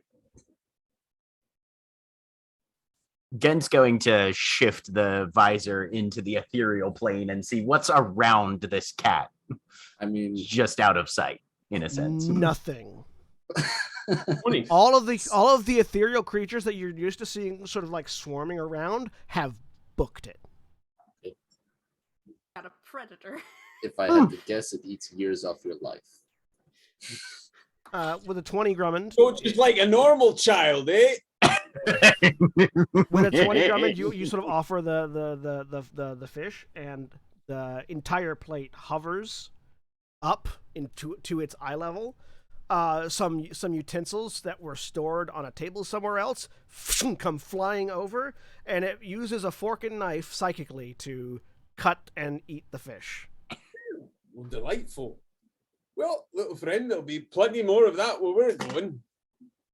And then sort of licks its jowls. The purring intensifies at them.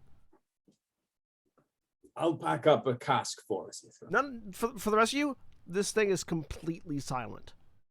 Like, except for the basic noises it makes when it eats, you haven't heard a single purr, a single sound, a single vocalization.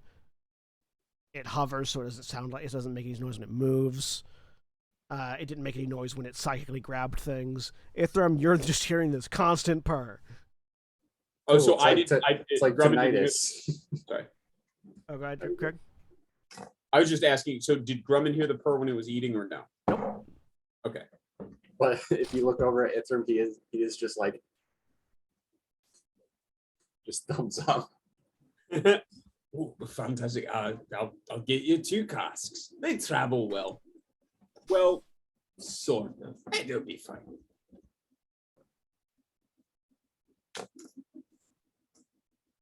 And I will go and pack up 2 casks.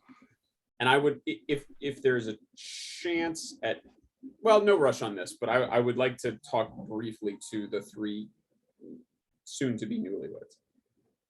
Does anyone else have anything they would like to do with the side cat, or do you want to hop straight to Grumman talking to the newlyweds, or soon to be? I'm good.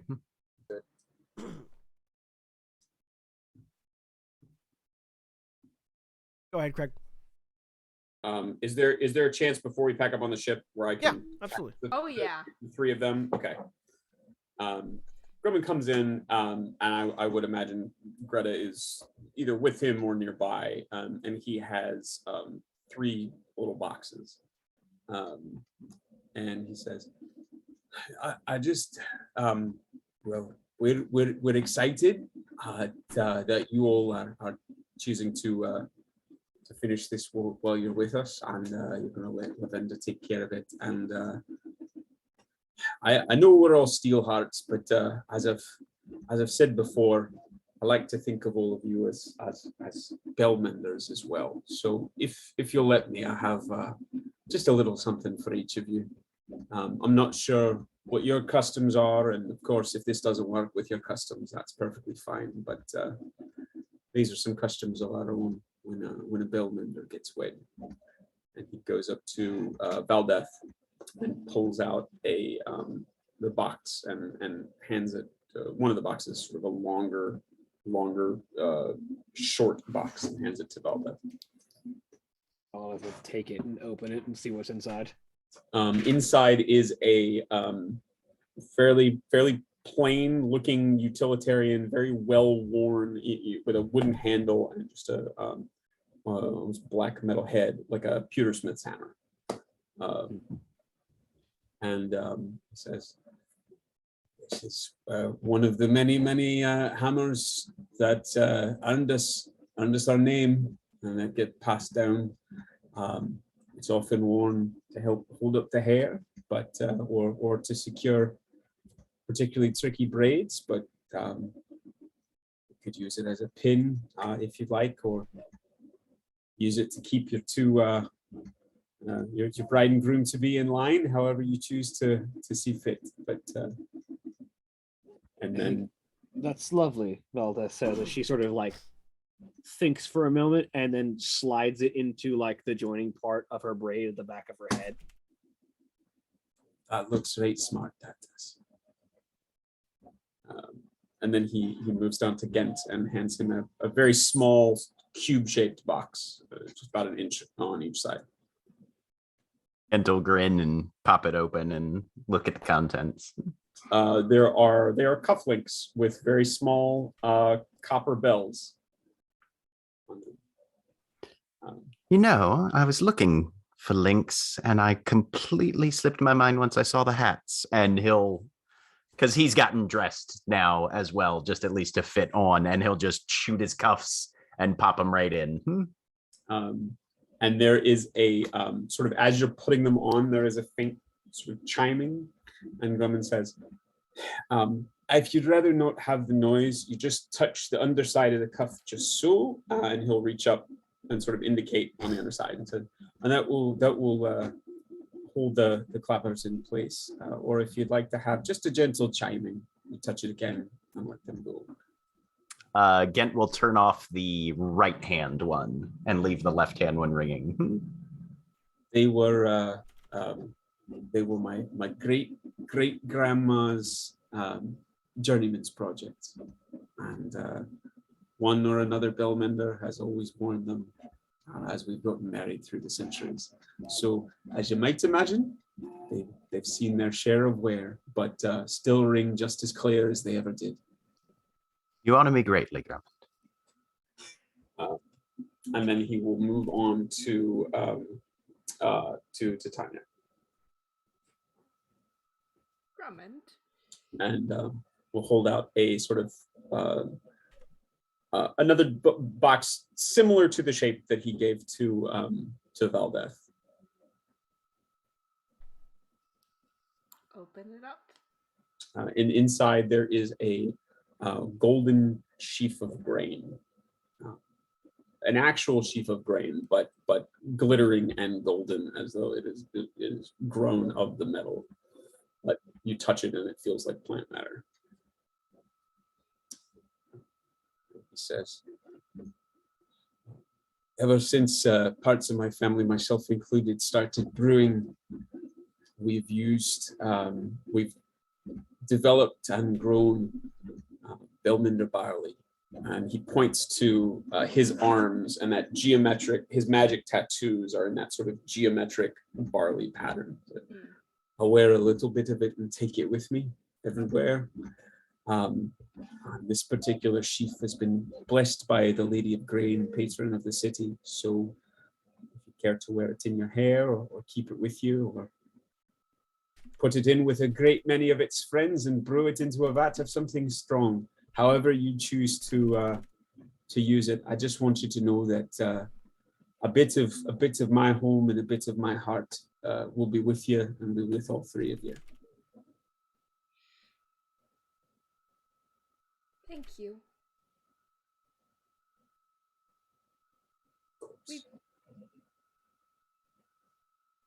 Thank you. And she'll weave it into her hair as well. So it like sticks out kind of like Gent's feather. Nice. And Ghent will step forward and throw his arms around Grummond and give him a genuine hug and lift him off the ground a little bit. And he squeezes back. You've a magnificent family.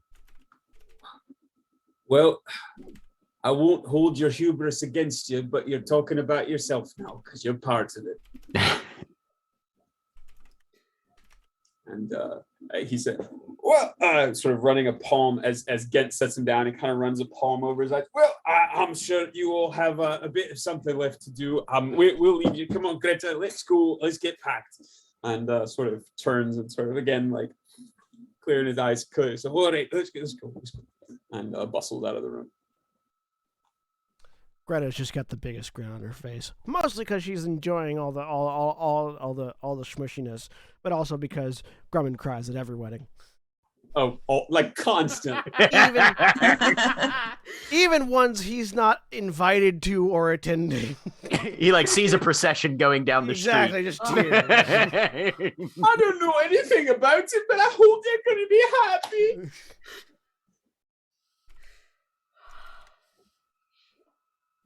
All right. So at like random receptions in Swiggle, the people's like, he's not even part of this family. He's just like, I just want you all to be happy. I'll go. Is he carting off by the guards? weirdo who crashes the wedding and not the reception. Right, exactly. That's perfect. So with a few new gifts and a new series of outfits, a goal on the horizon, and a new companion, the Steelhearts go out to the continual reconstruction. As you step aboard off the docks onto the galleon, you notice that it's not the biggest ship, but it is certainly on the larger side from things that you've previously experienced, at least as far as above water sailing ships go. And sort of as you're on aboard, you all see now a collection of individuals that make the ship run. You see that there is sort of hanging off of the crow's nest of the middle mast, sort of hanging below the crow's nest with a tail wrapped around the actual central pillar. One hand on the nest itself and feet on the mast. The other hand holding that banner that you had seen in the dining room the morning earlier, is what looks to be roughly a 6 foot tall feminine monkey person. Dark brown fur all over the body, with sort of a more slightly tawny blonde hair in this sort of wild, almost fire-like cascade above the head, with a sort of a gold band around the forehead. Sort of dark metal, gold-tinged shoulder, single pauldron bracers on both hands, fingerless gloves. Wearing sort of like basically a leather, sort of a bit of leather strap for modesty on the chest, and then deck pants and no shoes or anything else. Just sort of hanging off the mast, looks down at you and goes, "Passengers aboard!" As you come on. You see a large elephant woman wearing what looks almost like sort of a tavern working attire, sort of squeezing her way out of the lower decks. And when I say large, I mean mechanically large. Like, she takes up a 10 by 10 space. She's sort of wiping off her hands and the faint smell of food coming from below the decks. There is a large crystalline looking woman wearing red and white robes standing up on the I can't think of the name of the section of the ship where the helm is. Standing up on that little raised Poop deck or the stern. Yep. Or quarterdeck. Sorry. Quarterdeck. Yep. Quarterdeck. The Thank you. driver's seat. Well, she's not at the helm, because Lavenda is at the helm while she's sort of standing off to one side. She's got this sort of bluish green crystalline complexion into her entire form. Looks almost like a moving geode, kind of, with a large trident just sort of leaned against her shoulder with a sort of a malachite squid sort of decorating it, wrapping around the pines and down the haft. There is a series of what seem to be clockwork automatons, most of which are roughly gnome-sized, and are currently swabbing the deck and loading, preparing and loading shot in the cannons and emptying the gunpowder so that it can just be loaded in and fired. They don't have to load the cannonballs later. There's a variety of what seems to be automated mechanisms sort of attached to the both the cannons, as you see, and also several aspects of the ship. There is a odd-looking elf that's just sort of hovering off to one side, staring at the sky, and a few others that you can sort of hear but not quite see maneuvering around below the decks. As you see this sort of cacophony of activity and hear the call from the crow's nest, Lavenda looks over. All right, well, you're looking nice and lovely, the three of you. Are we ready to set sail, or do you still have some more business in port? I think we're good to go at this point.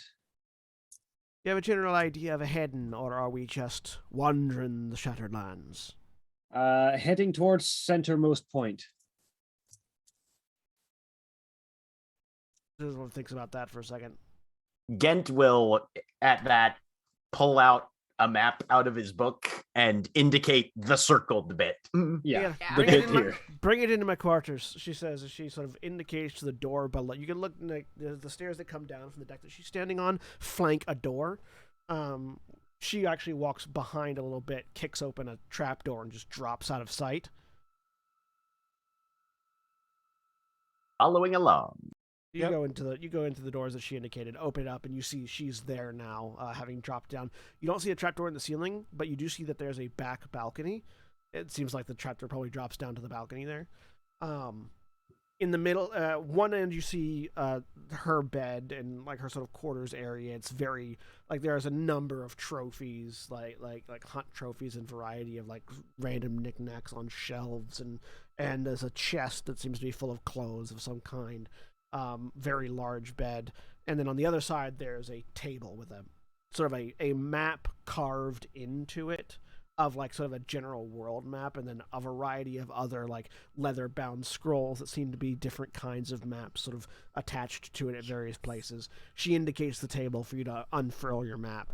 You throw it out, mark the location. She looks at it for a minute, pulls out a dagger and just sort of slams it into the place where you've marked it to sort of A, keep the map there, and also B, have a very visible marker.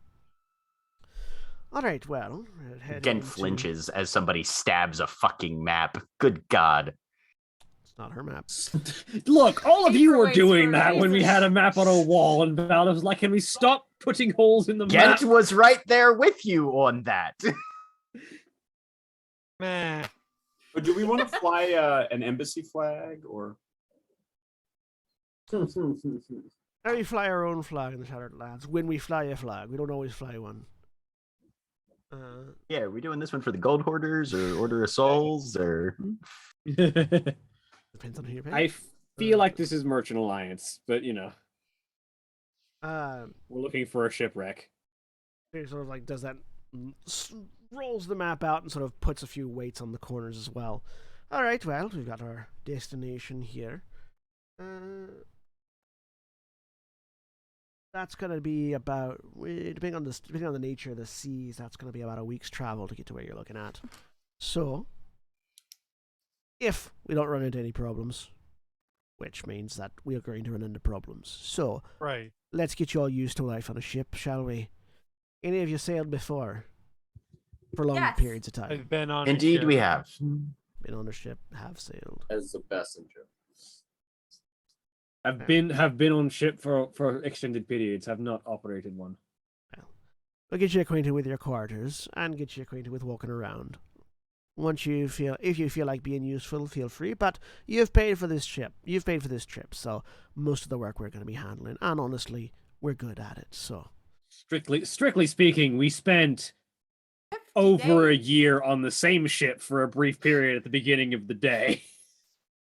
is one part of the journey. Because the repeating day started with us pulling into port. Yep. Every time. We're very good at docking a ship. You're very good at watching other people dock a ship. Well, Gent got proficiency in water vehicles on that voyage, so That's fair, yeah. So yeah, they take you down to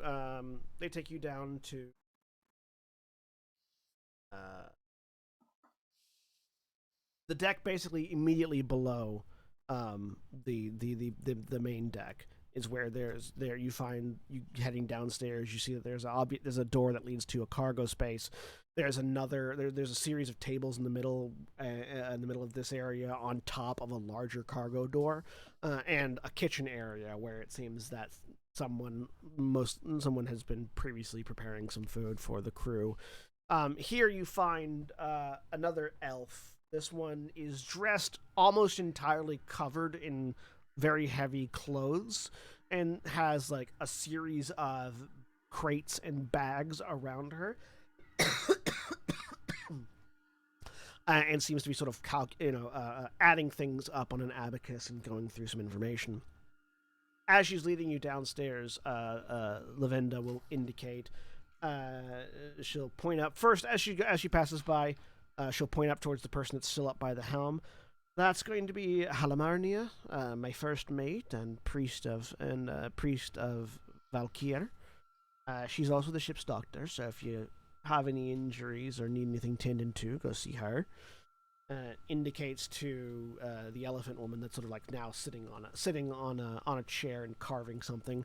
This is Diane, our ship's cook. If you're looking for food or victuals or anything that you need made, talk to her. Of course, you've got your own cook in Grumman, but if he's feeling like sampling some of our more common fare, Diane can help you out. Indicates to Finest short order cook that we ever had at the Broken Bell. I will interject. Indicates to the simian hanging from the crow's nest. There's Paula. She's a lookout, and also our muscle, as it were. Anyone that acts up on the ship gets thrown overboard by her. So, be aware.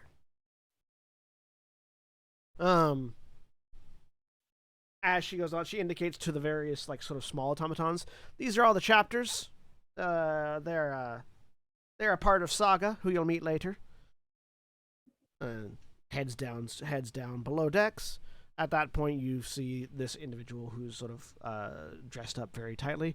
This is Solene. She's our antiquarian. She takes care of all the magical artifacts that we find, as well as keeps a running tab on our treasury. So, as she says, as she tosses the small pouch of gold that had been given to her earlier to her, immediately grabs it, catches it out of the air, opens it up, begins counting. There's an infinite number of small pouches of gold in this world. Yeah. And Solene seems to have a large amount of them. As she's walking past towards the back of this particular level, she indicates two different doors that are on either side of a hallway. In here, you're going to find Geiger. This is the second mate of the Continual Reconstruction, and also our chemist. So if you need anything, he's the accountant. He counts. I was going to say that certainly counts for something. We're the worst. We're That's absolutely fine. terrible. Geiger's the chemist. She can make up any number of formulas that you might need for seasickness, motion sickness, and the like. She also likes to experiment with a few things, so if she asks you to drink something, politely decline. But what if we want to? Then that on your head be it. And indicates to the other door, and inside here you're going to find Karma's room. Right now she's still on the shore getting a few last supplies. Karma's our quartermaster. Takes you back through the final door at the end of this hallway. Inside you find a variety of hammocks. Here's where you'll be staying. The Continual Reconstruction isn't a pleasure yacht, so you're not going to find a whole lot of rooms for privacy, but this will be your quarters for the stay. You'll be sharing it with Maria, Maria and only Maria. Maria is our engineer. She takes care of the engines on the ship and also takes care of all the automatons you've been seeing. Turns and continues the tour, taking you down to the below decks, to one level further down. Indicates one level down there is seems to be more of a cargo area. There are shelves and with boxes on them, and this seems to be what opens.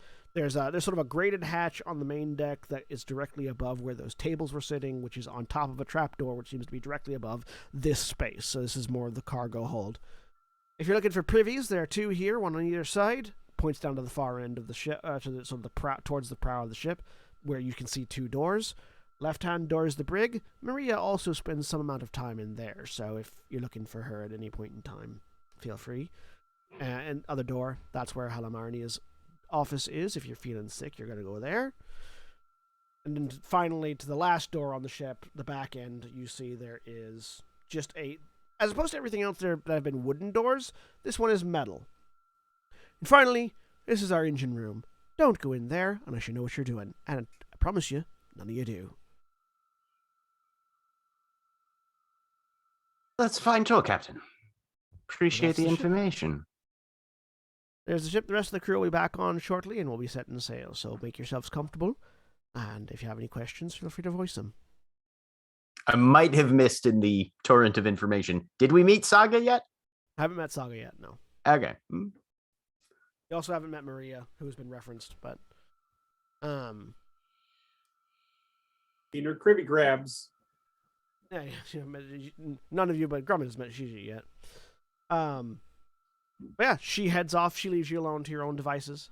Over the course of the next hour or two, the rest of the crew will come in. You will meet Saga, she is some sort of automaton.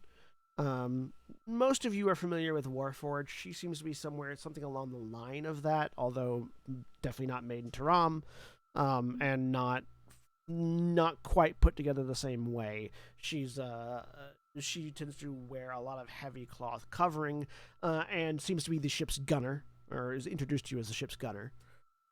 As well as she seems to control the chapters, the smaller automatons, through some connection between her and them. And you'll be introduced to Zaramia, who was the elf that was sort of hovering off in the corner. She's the ship's navigator. And finally, Gigi, who's the bosun, who is what seems to be some sort of 4-armed praying mantis that wears clothes and walks like a human. Have we never seen Thrycreen before? Or? Nope. Okay.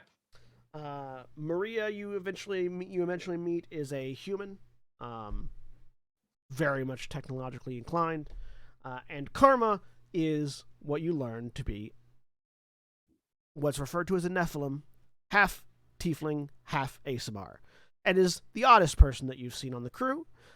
She has sort of this golden blonde hair that flops to one side. On the opposite side, a single protruding horn from the forehead. Some sort of scaly, scaly texture around the exterior of her face. One eye and part of her face just sort of continually glows this sort of golden radiant light. The other eye is this red, sort of slitted pupil with black sclera. And she sort of dresses to accentuate both with a single sort of ephemeral wing that is permanently sort of stretched out from one side of her back. Definitely the most striking individual that you've seen on the. But with that, you've been introduced to the entirety of the crew of the Continual Reconstruction. And as the sails drop, you all feel an electric thrum and a push from the lower decks of the ship as it sets sail off with no wind, but moving at quite a brisk pace. And as you are... Oh, was that Jack? Oh, this is going to be fun. And as Gint makes that comment, a small clockwork crab just scuttles past carrying a hammer. And as it scuttles past, as the ship sets off, and as you prepare for adventure on the seas and a wedding, or death and destruction, depending on what comes first, that's where we'll leave off for the week. Say goodbye, everybody. Bye. Bye. Goodbye.